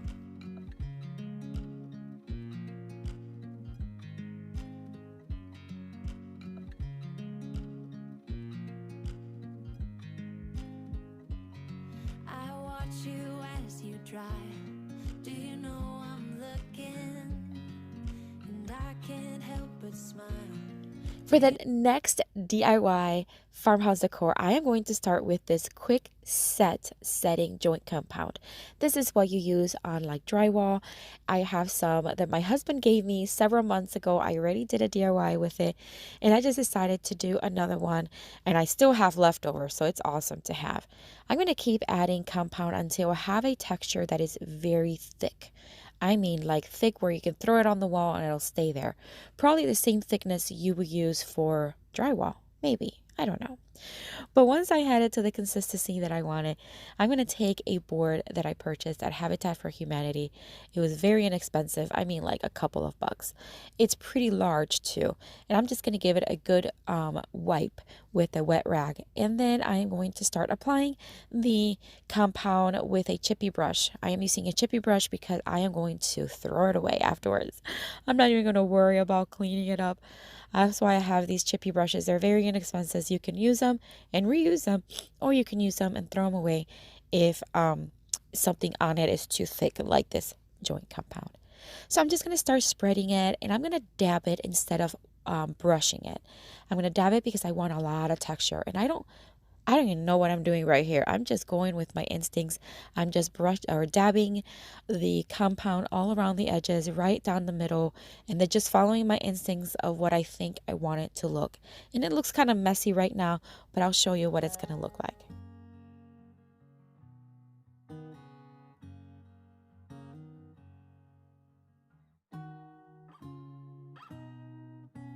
I'm going to show you a little bit of a close-up here. So once I have it dabbed, I'm going to show you. So when I dab it, see you have all those little spikes? I don't want that. So I want texture, but I don't want spikes. So once I have it applied, then I'm just going to very lightly, I'm not doing any pressure on my brush. I'm just fanning it or swiping it very lightly on top, just to kind of bring down all those ridges and just give it a little bit more of a flat look. So that's what I'm doing here. I wanted to give you a close-up because I know sometimes from the top you can't see those details. So I'm just going to brush them lightly, and this is what it's starting to look. I absolutely love the texture. I think it's so just textured. What else can I say, right? Now, it took about 2 hours to dry. In some little areas took a little longer, but it's okay to paint over. So that's why I'm going to start painting. I'm going to use, once again, Rust-Oleum chalk paint in the linen white and my chalk. So I'm just going to give this, I gave it, let's see, 2.5 coats. So 2 full coats and then a half coat just wherever it needed it. On the parts where it's very textured, I did dab instead of brush so that I can get it between all the little ridges.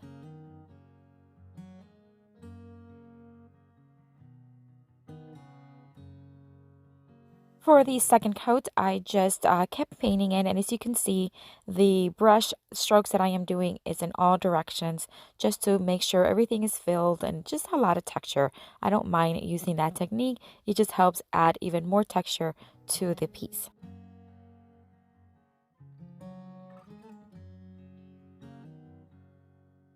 I am now going to use my Varathane polyurethane in the crystal clear, and I'm just going to brush it on pretty heavily and let it dry. Because I am going to be distressing and adding a little bit of antiquing wax to it, I'm going to be using Rust-Oleum glaze. I do want to make sure that my paint, because chalk paint is so porous, it'll absorb everything. I want to make sure I'll be able to wipe it off the excess. All right, so not surprised, but I'm not happy that it's yellowing right here and right there. And that happens quite a bit when you have an old piece of wood that may be just old. And if you paint it white, then when you apply the top coat, it kind of yellows. So it's not the paint's fault, it's actually the piece of wood.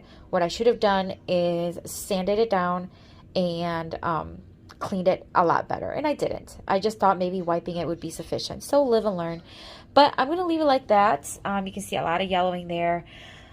But I'm going to leave it like that because I want to just stress it a little bit to look a little bit more farmhouse. And then I'm going to just paint more white. So that hopefully will fix it. So we shall see. As mentioned earlier, I am going to use the Rust-Oleum glaze in the brown tone. And I'm just going to use a rag. I'm going to start just placing it. At this point, I'm kind of like, what am I doing here? But it's okay because everything always, hey, what's the worst that can happen? If you mess it up, you paint over it. It's fine. So I'm just going to start placing where I would normally distress. So if I was distressing with a palm sander, I would be distressing the edges, the corners, and anything where it would naturally distress because it was lifted or textured. So that's what I'm just focusing on with the glaze. So I'm just going to place it all around where I think I needed. Now, even though I applied the varathane, the polyurethane, it did absorb a little bit too much than what I wanted. So I did grab a little wipe, a wet wipe, and started taking some of the excess, and it worked. It did remove some of it, but not as much as I wanted it.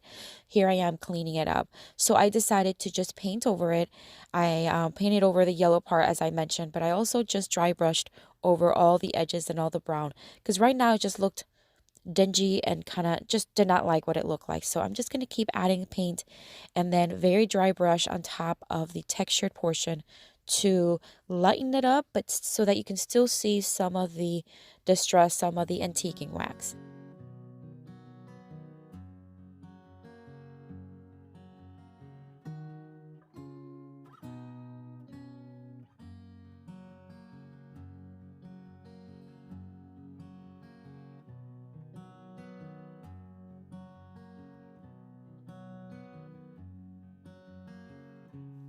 To finish it off, I'm going to add 2 sawtooth hooks on the back. This board is very heavy, so I want to make sure it's the ones that you can screw in to the board. And actually, I kept this one as well. It's not on my mantle, but it's on my console table, but it can certainly be used on a mantle, and I absolutely love it. It's beautiful. Now, it looks kind of too white here on the camera, but I'm telling you, when you look at it up close, and I am going to give you a close-up, you can see some of that grunginess, you can see some of that texture, and it is stunning. I love it.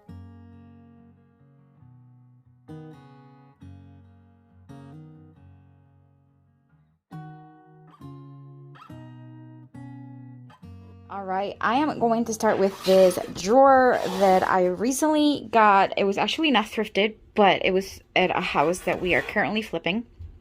And there were 3 of them, and I just want to work on this one first. It's in pretty bad shape. As you can see, it's super dirty. It has some staples sticking out, some nails. So we're just going to fix it up a bit. We're going to make it look nice and pretty. Oh boy, did it need some cleaning. This drawer was so bad, but I just used my little vacuum there to just remove any dirt, any cobwebs, and then use some strong cleaning to remove a lot of the stain. But surprisingly, not many came off, so I just had to just let it be. I did remove some loose staples and then replace them with new ones, and then make sure the actual drawer was in good condition. I'm going to remove the little knob because we're not going to use that one. We're going to replace it later on with a different one. Now I'm going to use this French script stencil that I have used so many times. I love it. You can tell, right? It's all painted over, but I just love it. This time I'm going to use some caulk from the Dollar Tree to create a raised stencil, and I am going to do this all over the sides on the outside of the drawer. Now I will speed it up because it did took a little longer than what I was expecting. And normally I use spackle, but I ran out of it. So I am using caulk, and it worked out really well. So I'm just going to do it on 2 sides, let it dry, and then do the other 2 sides because that way it's not going to get ruined when I place it on the table.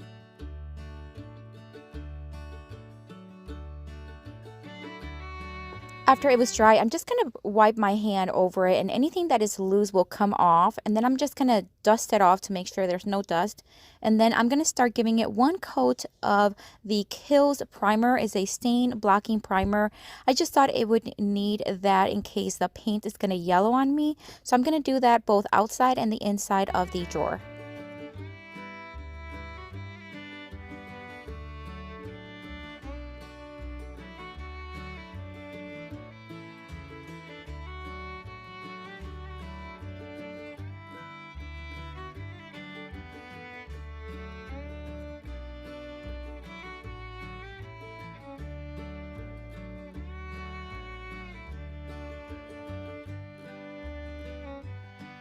And then I gave everything 2 coats of Rust-Oleum chalk paint in the linen white. The second coat was just dry brushing it, just wherever it needed it.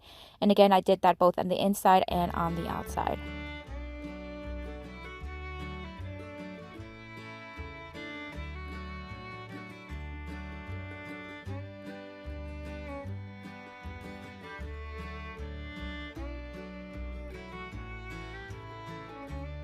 All right, so you see how some spots is like yellowing. Oh, sorry, my hand's in the way. Like right there, it's like yellowing and cracking and just doing some weird stuff. So I'm going to spray it with some top coat. I don't have shellac spray and I'd rather use a spray, but I'm going to try this one and see if it just seals it in, and then paint it one more time, and then hopefully that works. So I sprayed it very lightly. It didn't need a lot, but basically more where it was yellowing, and then let it dry. And then like I said, I'm just going to give it one light coat wherever it needs it with Rust-Oleum chalk paint in the linen white. And then of course, let it fully dry.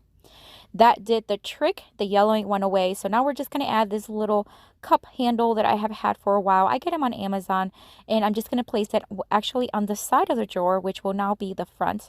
I'm just going to screw it in with a couple screws. Remind you how the box looked before, and this is what it looks like now. I love it. It's so fresh. It's so farmhouse. I love the texture that the raised stencil gave it, and I'm using it as a towel box, but it can certainly be used as a planter, and it will look beautiful.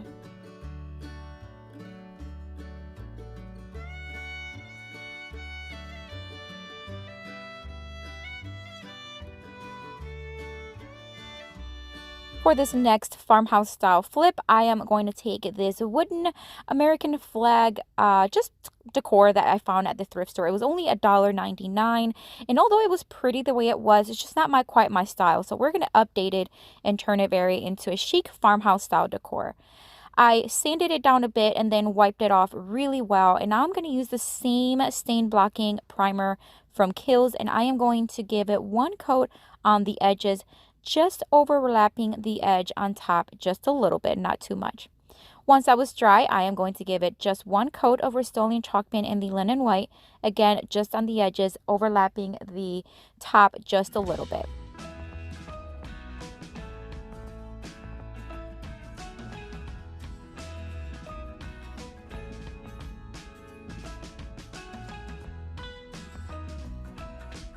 Once it was dry, I'm going to use this wrapping paper that I recently found at Home Goods. This wrapping paper is phenomenal. It is such good quality. It actually feels like vinyl, but it's not. It's wrapping paper. It's really good. So I'm going to cut a piece large enough to overlap over the sides of the board. Now I'm going to use my hands, and I'm just going to press. See how I'm just pressing on the edges? This is so that I know and I can mark where that edge is, and then I am going to start to rip the paper. So instead of cutting, I'm going to rip it because I wanted to have that ripped look on all over the edges, and I'm going to do that on all four sides.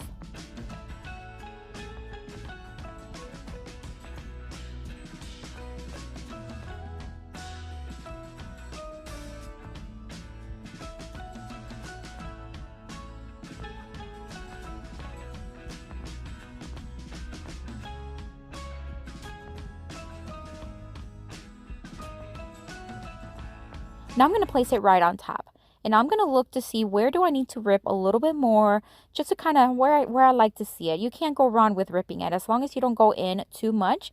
Then I like the way it looked already, just ripping just a little bit here and there. Then I'm going to add quite a bit of Mod Podge onto the board using a chippy brush, and then I'm going to place the wrapping paper right on top, flatten it out as much as I can, removing as many bubbles as I can, and then we're going to add more Mod Podge on the top.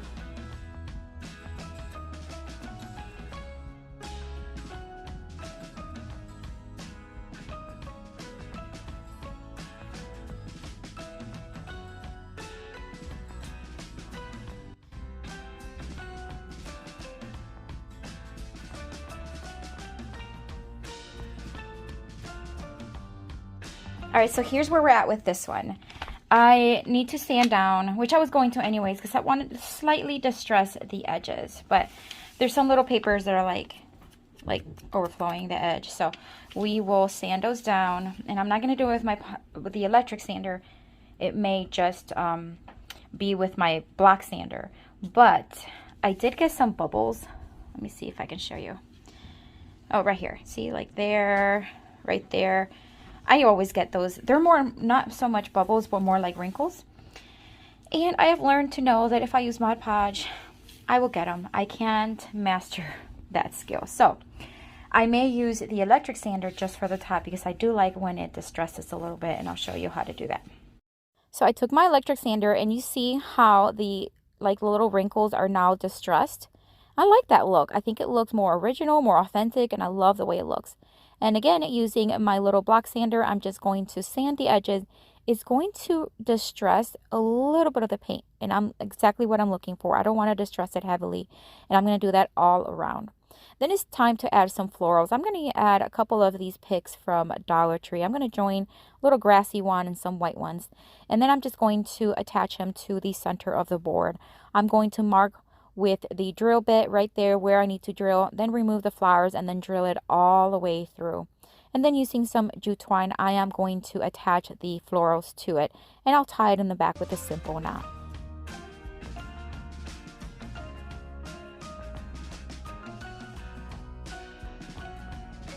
Fluff the flowers just a little bit to make sure they look nice, and then I'm going to take some burlap ribbon from burlapfabric.com. I'm going to make a very simple bow, tie it in the center with jute string, and then I'm going to hot glue it to the center of the florals.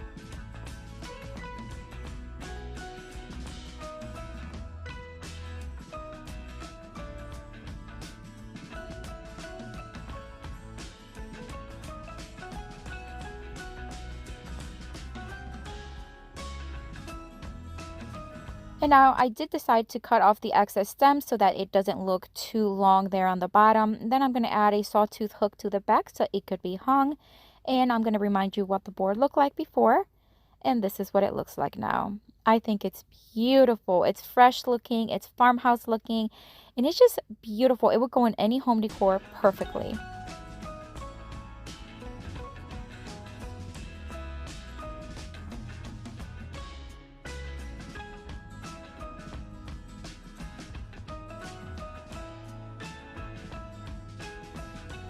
Next farmhouse style flip, I'm going to take this wreath that I recently found for $1.99.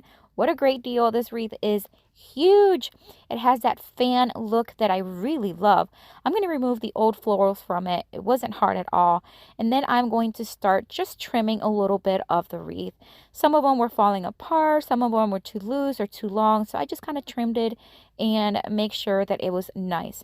Then I'm going to take some florals that I recently got as a gift actually, but they were actually from Walmart. So I am going to cut off several picks and separate them into smaller picks. And then I'm just going to start pushing them in as needed. I'm going to keep the same shape as the wreath. So the wreath has that shape kind of going to the right. That's how I'm going to place all my florals. I'm going to place some on the top as well as the back of the wreath.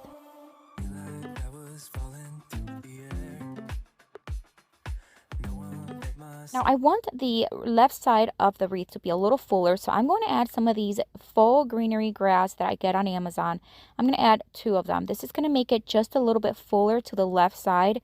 And then I'm going to add some flowers, some white flowers from Dollar Tree.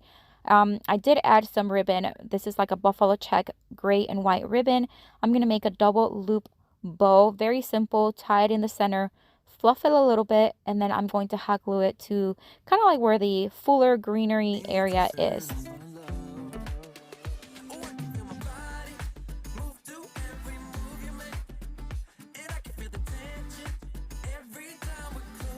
And here's those white flowers I mentioned earlier. They're from Dollar Tree. I'm just going to place one right over the bow, and then another one underneath, and then another one on top. Now, if you follow me for a while, you know that I like things on the simpler side. I contemplated adding more to the actual wreath, but I kind of like the way it looks. So here's what it looked like before, and here's what it looks like now. I love it. I think it's exactly how I love my wreaths. Simple yet stunning, fresh looking, and I just love the way it turned out.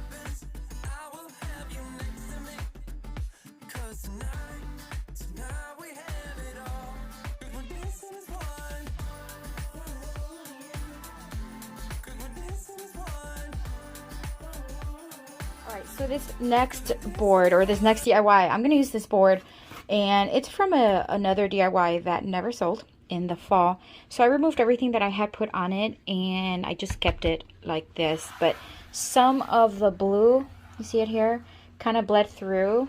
It's kind of light on the camera, but I don't know if it was from the fabric that I had on it for the fall decor, or it was the original board. I'm not sure. But nonetheless, I'm going to give it a fresh white coat of paint, and then we're going to get started for a new one. So one light coat of Rust-Oleum chalk paint in the linen white was sufficient, and then it dried really quickly. Then using my Cricut, I cut out the scripture that says, "We love because he first loved us." I love this scripture, and I'm just going to place it towards the right side of the board. And of course, I am going to place the scripture where you can find it and right underneath it. Now, if you notice, the W is missing the middle part. I have no clue how that got off of there, but I did find it. So later on, well, in a little bit, you're gonna see I replace it and put it right back on it, and it looks fine. But I was just wondering, how did that come off? But anyways, mystery. All right, so then I am going to, like I said, add the scripture to the bottom of the phrase.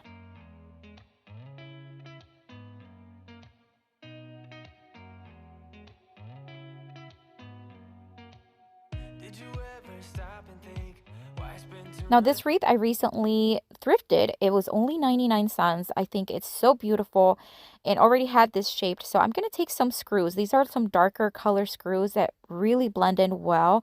I'm just going to start screwing it right from the top onto the board. And this thing is snug on there. This is not going anywhere. And thankfully, the screws were long enough where it was able to tighten, but not go through the other side, which is perfect. I love it. And then I did add two sawtooth hooks to the back of it so it could be hung. And look at that. Isn't it lovely? It reminds me of the crown of thorns that Jesus bore on the cross, doesn't it? I just love it. I just think it's a beautiful message and it's a beautiful sign. And I don't know, I might keep this one.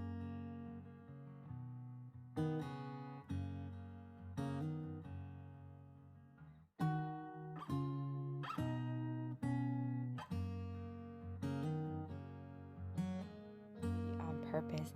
We are going to have this wood round here that I got at the hardware store. It was about $10, give or take, maybe 11 with tax.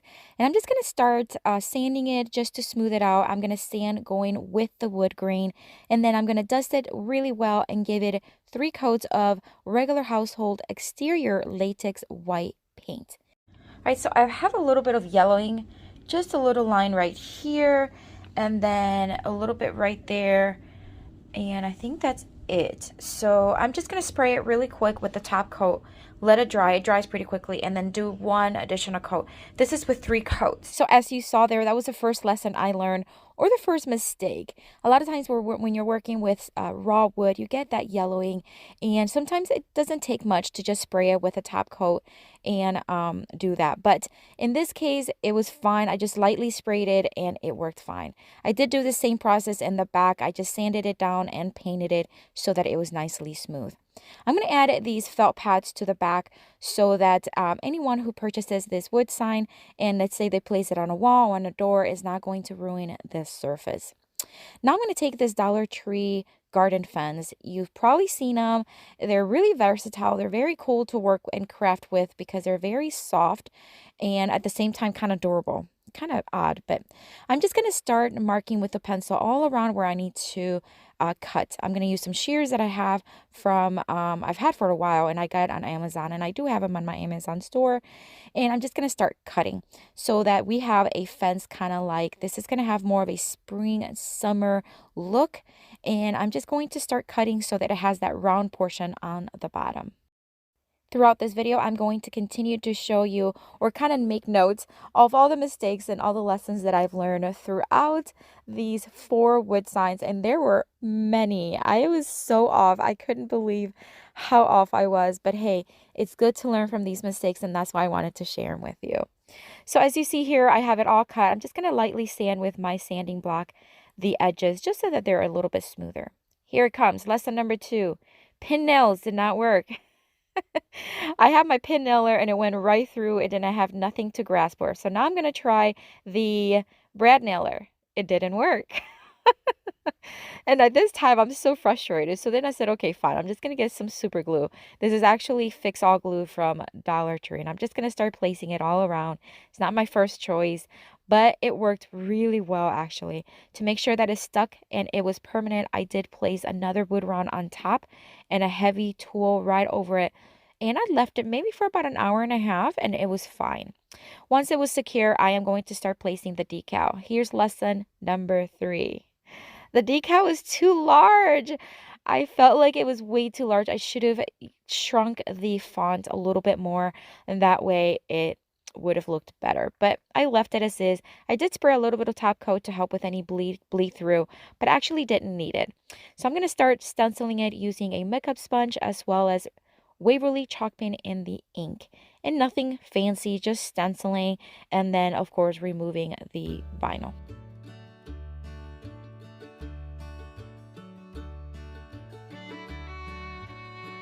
I am going to start placing some florals. So normally wood rounds have florals maybe like on top by the bow, but this time I'm going to place them right in front of the fence because I think it will look super cute like a little garden.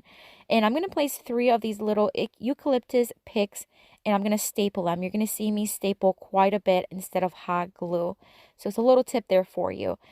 Because this wood round is so thick and durable, stapling works perfectly. I'm going to use a couple of these yellow flowers from Walmart and I'm just going to start stapling them right on top. Now to cover the staples, I'm just going to hot glue a multiple loop jute twine bow that I made. That way it'll cover these staples and look pretty. I'm going to do the same thing on the other side. For a bow on top, I'm just going to use some burlap ribbon. I'm going to make a multiple loop, very simple bow, tie it in the middle with some jute string, and then I am going to staple it instead of hot gluing again because it's such a thick piece of wood. It's perfect to staple, and if this wood sign is going to be out in the elements, it's best to have it stapled and then hot glued, in my opinion. I'm going to use some more of this, or not more, but some of this yellow ribbon just to kind of pull from the yellow flowers. And this one I am going to hot glue right on top. And here we go, my friend. Lesson number 4. I should have placed the hooks, like the little hanging hooks, before I placed all my decor. Oh gosh, and you're going to see that I didn't learn my lesson quick enough. But anyways, I'm going to start placing it. This is brand new hooks. I've never used these kind. I got them on Amazon and they are in my Amazon store. It has really strong wire. And at first I was kind of like confused, like how do you do this? But then it was pretty easy and self-explanatory. You just put it through this little tiny like washer. Like it's just really cute. It's self-explanatory. Anyways, it worked out well. Look how cute it looks. Again, I think the hello should have been a little smaller, but overall, I love the look. I love how fresh, like farmhouse, it has that look, and I think it turned out really cute.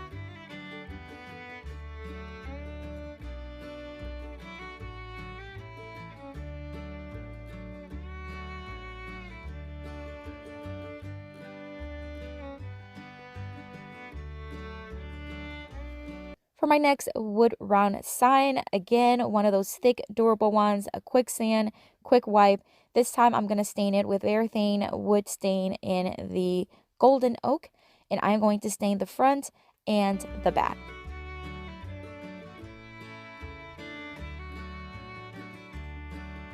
I'm going to take the stencil that I already had pre-cut, and I'm just going to start just kind of eyeing out where the stencil is going to go so that I know where to mark and then where to paint, because we're going to be adding some color to this wood round right in the center. I'm going to use some painter's tape to mark the lines, and then I'm also going to use some washi tape because I wanted to have some multiple lines and look kind of, just cute with some texture. So I'm just going to use, again, the painter's tape and the washi tape, and then I'm going to use milk paint. Rust-Oleum has a line of chalk paint, and they also have milk paint, and this one is in the Highland Blue. It's beautiful, absolutely beautiful.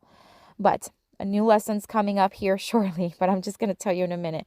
I'm going to stencil using my chalk paintbrush. Just when it's larger like this, using chalk paintbrushes are great for stenciling. So I'm just going to dab it and stencil the sides as well so that it looks nice and complete. Remove the tape, which I thought the washi tape did phenomenal in not bleeding through. I was really happy, as well as the painter's tape. Here's lesson number 5. I'm going to show you a close-up. Bubbles.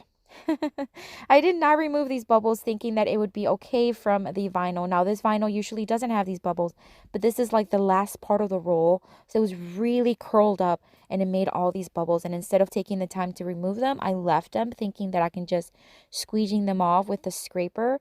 That didn't work. But It's okay. You're going to see how I fixed it. As I'm removing it, I start seeing all those bubbles pop back up. It wasn't sticking because there was a lot of air in it. I don't know what was going on. So I was trying to remove him, put him back in. I was trying to use the scraper. In the end, I ended up using my X-Acto knife, making really thin, straight cuts, and then removing that bubble. And it actually worked well. But this took me quite a while and it shouldn't have. So I learned my lesson.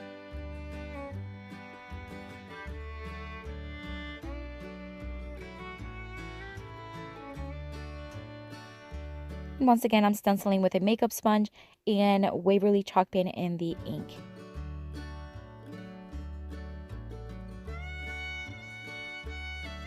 All right, here's lesson number 6. Oh boy. So milk paint is meant to distress really easily. It's not like chalk paint. And a lot of the paint pulled off when I removed the stencil. So I should have sealed it with a top coat and I didn't. You can see how the paint started removing. Now, in my case, I'm okay with these things. You follow me for a while. You know that I love farmhouse style and I don't mind a little imperfections. But to be honest with you, that's not what I was looking for on this wood round. But we're going to go with the flow. And as I learn my lessons, and it is what it is. So here's the next stencil. I did stencil it with some Rust-Oleum chalk pen in the linen white.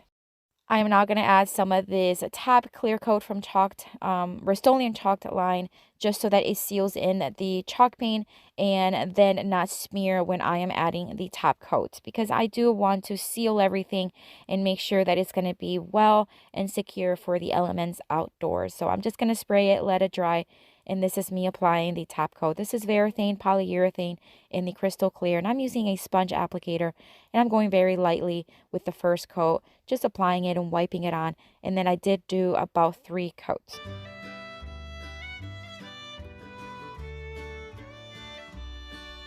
Right, I have 2 coats of the polyurethane, and it's looking pretty good, but I do want to give it about 2 more coats so that it is nicely just sealed, and because I'm sure this is going to go on the front door somewhere and I want to make sure that it is sealed. So I'll do the same thing on the back and then we'll continue. Look at me, look at me. I learned my lesson. I am putting the hooks before I am applying or putting on the decor in the front. So I learned my lesson. Let's see how long that lasts. I did place some felt pads on this one as well. I flipped it over again and I'm going to use this teal burlap ribbon, super cute. I'm going to make a triple loop bow, but pretty simple, tie it in the center with some jute string and then once again stapling it to the board because that way it'll be nice and secure. I'm going to fluff it up just a little bit and then I am going to make another bow using some burlap ribbon from burlapfabric.com. I love this ribbon.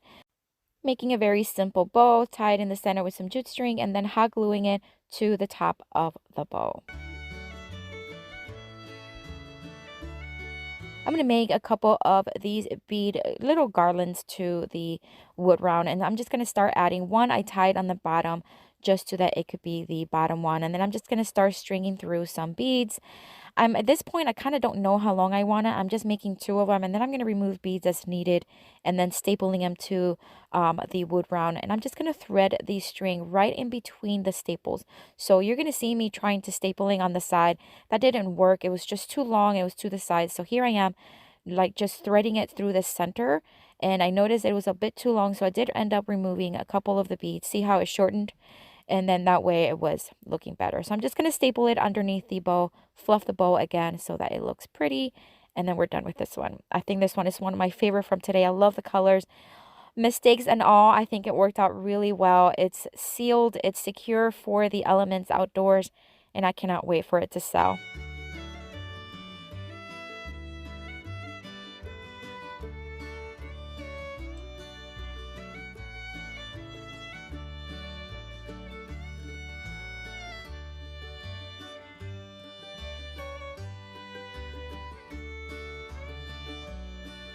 Here we go for the next wood round sign. Once again, a thick wood round, sanding it, wiping it. And this time I am going to stain it using this chalked stain. It's like a glaze, not a stain. And that's my lesson number 7.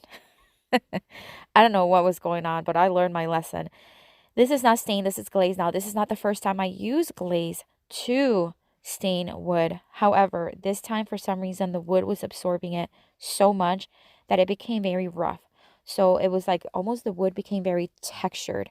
Now I was hoping that after it would dry, it would soften, and it didn't. So I ended up sanding it down a little bit and then trying to like smooth it out.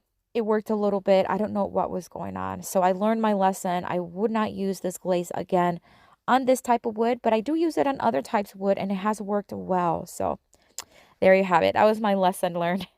I did add some painter's tape, as you can see here, and then I added some latex white paint to the top, and I'm just going to remove the tape. And here's the decal that I cut. It says, "Bless this home, all who enter," and all who enter. I'm going to stencil it using, this is Rust-Oleum chalk pen in the charcoal tone. So this is a gray tone, although it looks kind of black, but it's not. I'm just going to stencil it once again using my makeup sponge and then remove the stencil. I thought that removing stencil from milk paint was going to cause distress. Nope. Lesson number 8. I should have still sealed the paint. It came off, and this is supposed to be like outdoor latex paint, and it didn't come off. So we're going to move along with the flow here. I'm going to just end up distressing it just a little bit more, giving it more of a farmhouse look. Now this one worked out really well. I think it actually looked very well distressed. Now I'm just sealing it once again with polyurethane and my sponge applicator, and I'm just going to brush it, or not brush it, swipe it, apply it, wipe it, however you want to call it. And then I did give it 3 to 4 coats, and it was still not, I don't know what was going on with this wood. But anyways, I'm going to take some of this gray burlap ribbon. I'm going to make a multiple bow. Once again, very simple. I'm going to tie it in the center with some jute string. And once again, we are going to staple it to the wood round. And then I'm going to take some more of that teal burlap, make a smaller multiple loop bow. And this time, instead of hot gluing, I'm just going to tie them together and then fluff them up really cute and staple it to the wood round.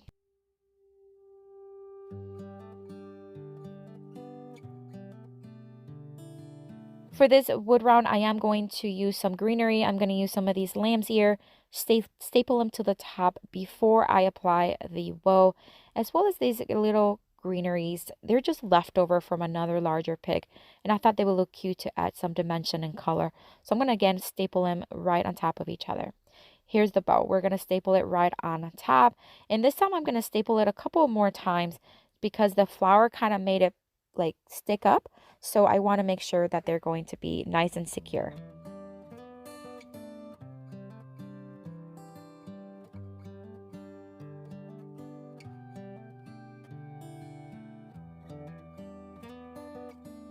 Make sure you fluff that bow.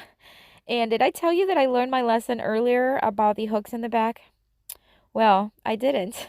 I forgot again. Oh my God, what is wrong with me? So this time I did add a little towel to the top or to the bottom so that it lifts it up a little bit and it doesn't flatten my stuff. Oh God, help me. Anyways, I put the hooks in the back. It worked out well, and look how cute this one turned out.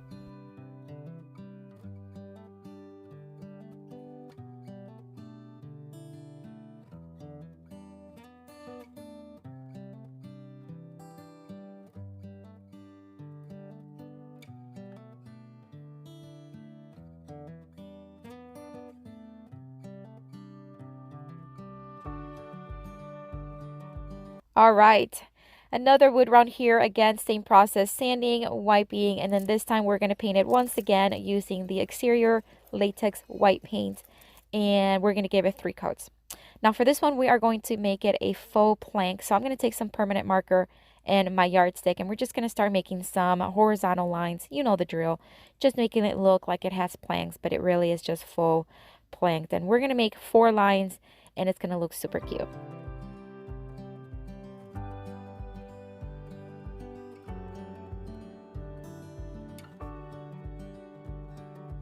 I'm going to take some of that clear top coat from Rust-Oleum. I'm just going to start spraying each line just to seal them in, and that way they're not going to come off. Here's the vinyl that I cut, a stencil. It says Bienvenidos a nuestro hogar, which says welcome to our home. I wanted to make a Spanish one because I am going to be selling them here locally, and I have a lot of friends and family that are Spanish speaking. I thought it'd be cute to have one. I'm going to use the Waverly ink chalk paint for the Bienvenidos. And this is a new paint color that I got at Home Depot from Behr. So check it out. They have some really cool colors. Here's lesson number 10. Use the right font. I'm going to give you a close-up. See how it looks like it has bleed through? It's actually not bleed through. It's actually the font.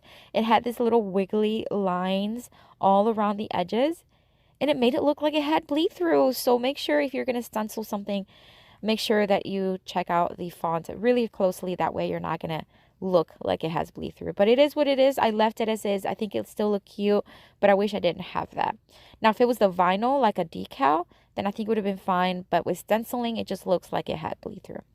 Anyways, moving along. So adding some greenery that I already had on hand. This one I'm going to make a little bit like bushier. I'm going to add more greenery, even going towards the bottom, because I did not cut the vinyl a little bigger. I think it would have been better if the Bienvenidos would have had a different font, maybe bolder and taller, but it's okay. I just kind of brought the greenery down and the bows, and I think it filled it up. But that was another lesson, an extra lesson. All right, onto the bows. This ribbon is super cute. It's a taking stripe ribbon, gray and white.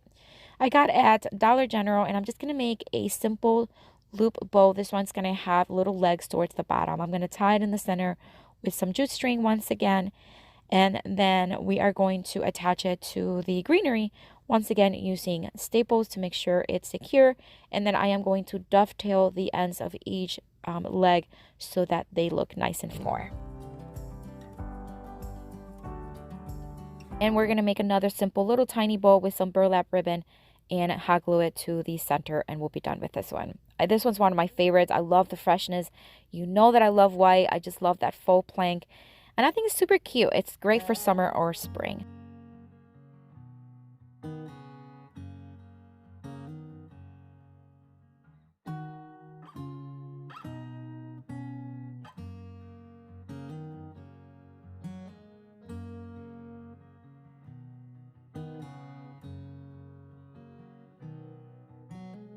Our first inspiration comes from Magnolia, and it's this beautiful rustic style window pane. I loved it. As soon as I saw it, I knew I could recreate it for a lot less. They have it for $116, so let's make it for a few dollars.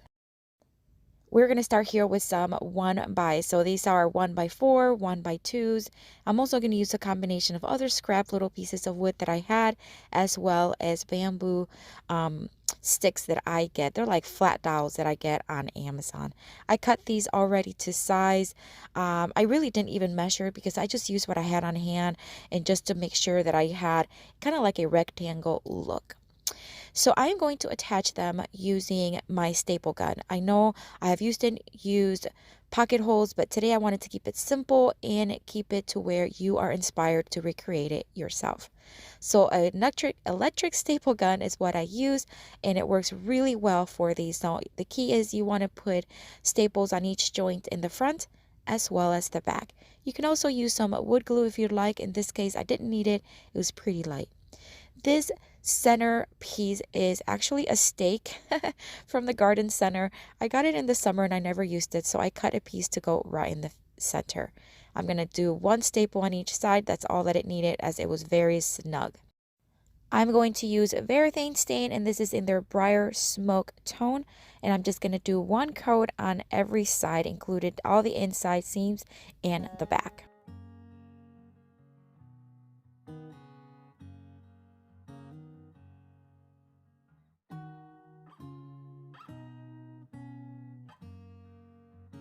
I forgot to show you how I created the sideways stick. So I took some of these flat dowels, they're bamboo, and they're from Amazon. I cut off about an inch of it, stained them, and then I just stapled them right to the back. Really easy, really simple. I'm going to distress it just a little bit, as the original has. It's a very rustic look, and it has some distressed parts of it. I decided to use some white paint. This is Rust-Oleum chalk paint in the linen white, and I'm using a stenciling brush just to kind of add some dimension and some distressed looks. I'm focusing on the edges and a little bit here and there, and that's it for this one. I love the way this one turned out. It's not exactly the same, but it's really darn close, and I only spent a few dollars. I love it.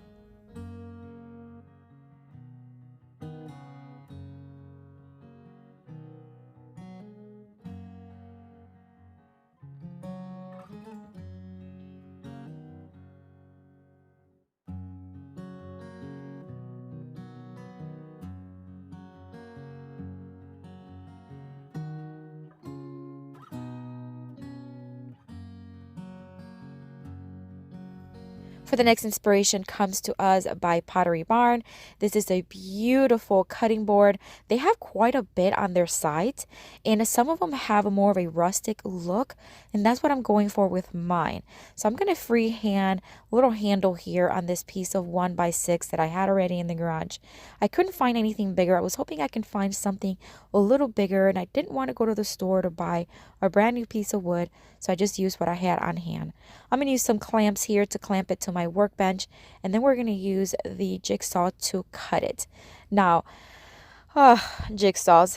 I love using tools, but jigsaws I don't use as much. So this was a little bit more difficult, and I'll tell you why. It's because it was such a tight space. It was just smaller. If I had a little bit more space, I think I would have cut it a little bit better, but who knows? It's just using a jigsaw can be, it just requires a little practice. But I think overall it came out really cute, and it has a very rustic look. So I'm just following the lines using the jigsaw, and then I just sanded it down while it was still clamped, just to kind of give it a smoother edge. And then I will be sanding a lot of it down here in just a few seconds. I am going to drill a hole on the handle. This is where we're going to tie a jute rope here in just a minute. So here I am sanding once again. I'm using a 150 grit sandpaper. I want to sand this down very smooth. I want all the edges not to be squared, but I want them to be a little bit on the rounded side, all the edges, all the corners, and then everywhere I'm just sanding. And then I'm going to move on to a 220 grit sandpaper, which is this one. I'm doing it by hand, and I'm just going to make sure that it's very, very soft to the touch. And then I'm going to start staining. Now this, I'm going to try to combine two stains. I'm going to try to combine the Vermilion Briar Smoke and the Vermilion Golden Oak. I thought if I could just dab on each one, I would get the color that I want. It didn't work out, but I'm going to show you the process here. So I started kind of dabbing on each one, and then I kind of did it on a scrap piece of wood to see if it kind of looks what I wanted. And at first I thought, yeah, that's what I want. And then it was like, no, that's not. It's too dark. So we're going to start here with the Briar Smoke.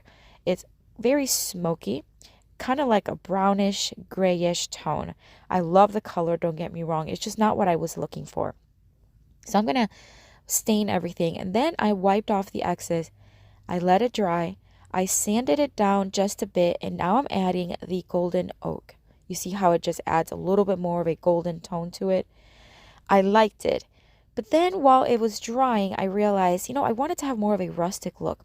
So I did sand it down just to give it more of a distressed look on the edges particularly, and that did it for me.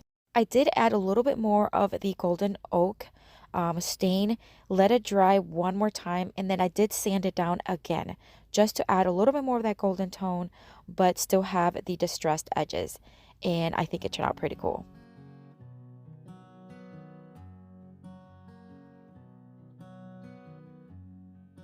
I threaded jute rope right through the hole on the handle, made a very simple knot, cut the excess, and that's it. I love this little serving tray. It's not going to be a cutting board. It looks like a cutting board, but it'll be more of a serving tray. It could also be used for decorative purposes. But let me remind you what the original looked like. And this is what mine looks like. Okay, so it's not exactly the same, but truly, I think I did a great job with being my first time cutting a handle like that. But overall, I love the way it turned out.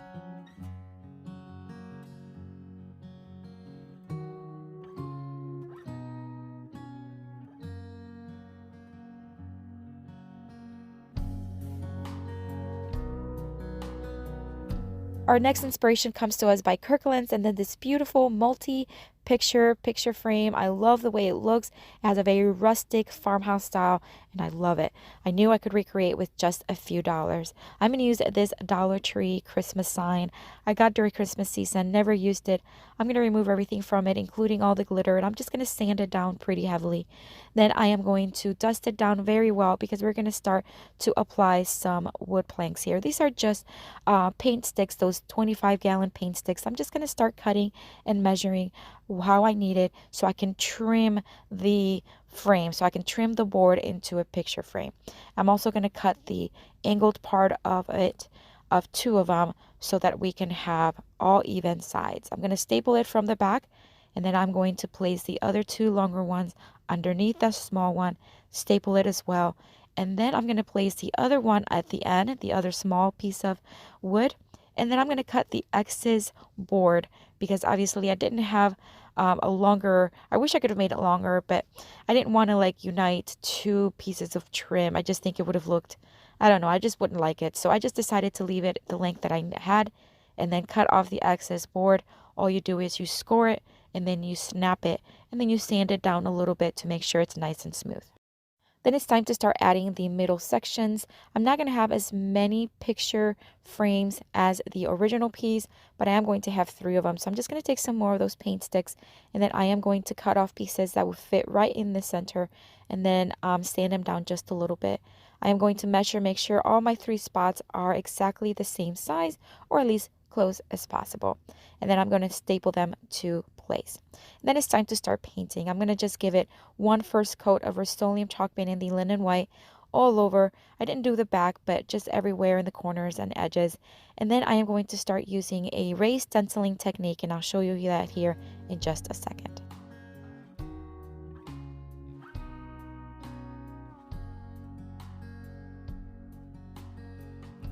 I distressed the edges just a little bit, just to smooth it out. I felt like it was just a little rough to the touch, so I'm just smoothing it out very lightly with a sanding block.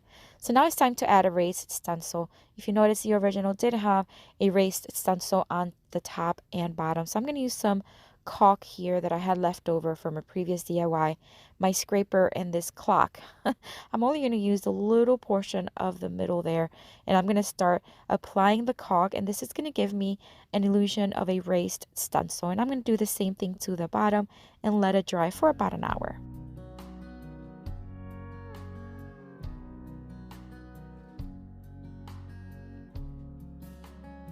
I am now going to give it the second coat of Rust-Oleum chalk paint in the linen white, and that's all it needed, 2 coats. And I'm going to show you here the raised stencil. Look how cool it looks. I think it's so cool that you can do that with stencils. You can use caulk, you can use spackle, you could probably use anything that would dry hard, maybe compound, anything you like. So I'm going to use it now some antiquing wax from Waverly. I'm just going to start dry brushing it to make those stencils pop, as well as add some distress as the original had. I'm going to remind you what the original looked like, and this is what mine looks like. Super cool, very inexpensive, only spent a few dollars, literally like a couple dollars, and I think it turned out so cute.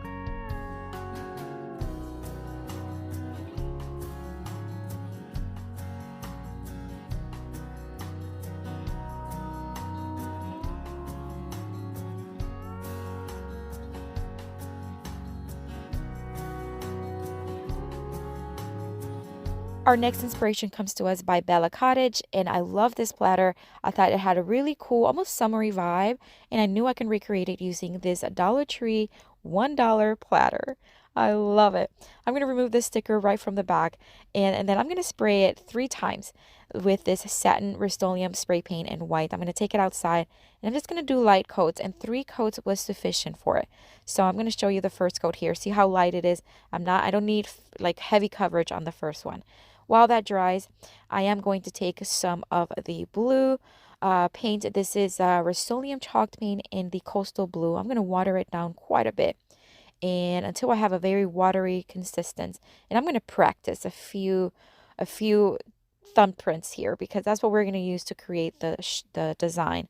I thought it worked out well, so I'm now going to speed it up for you because this took a little bit.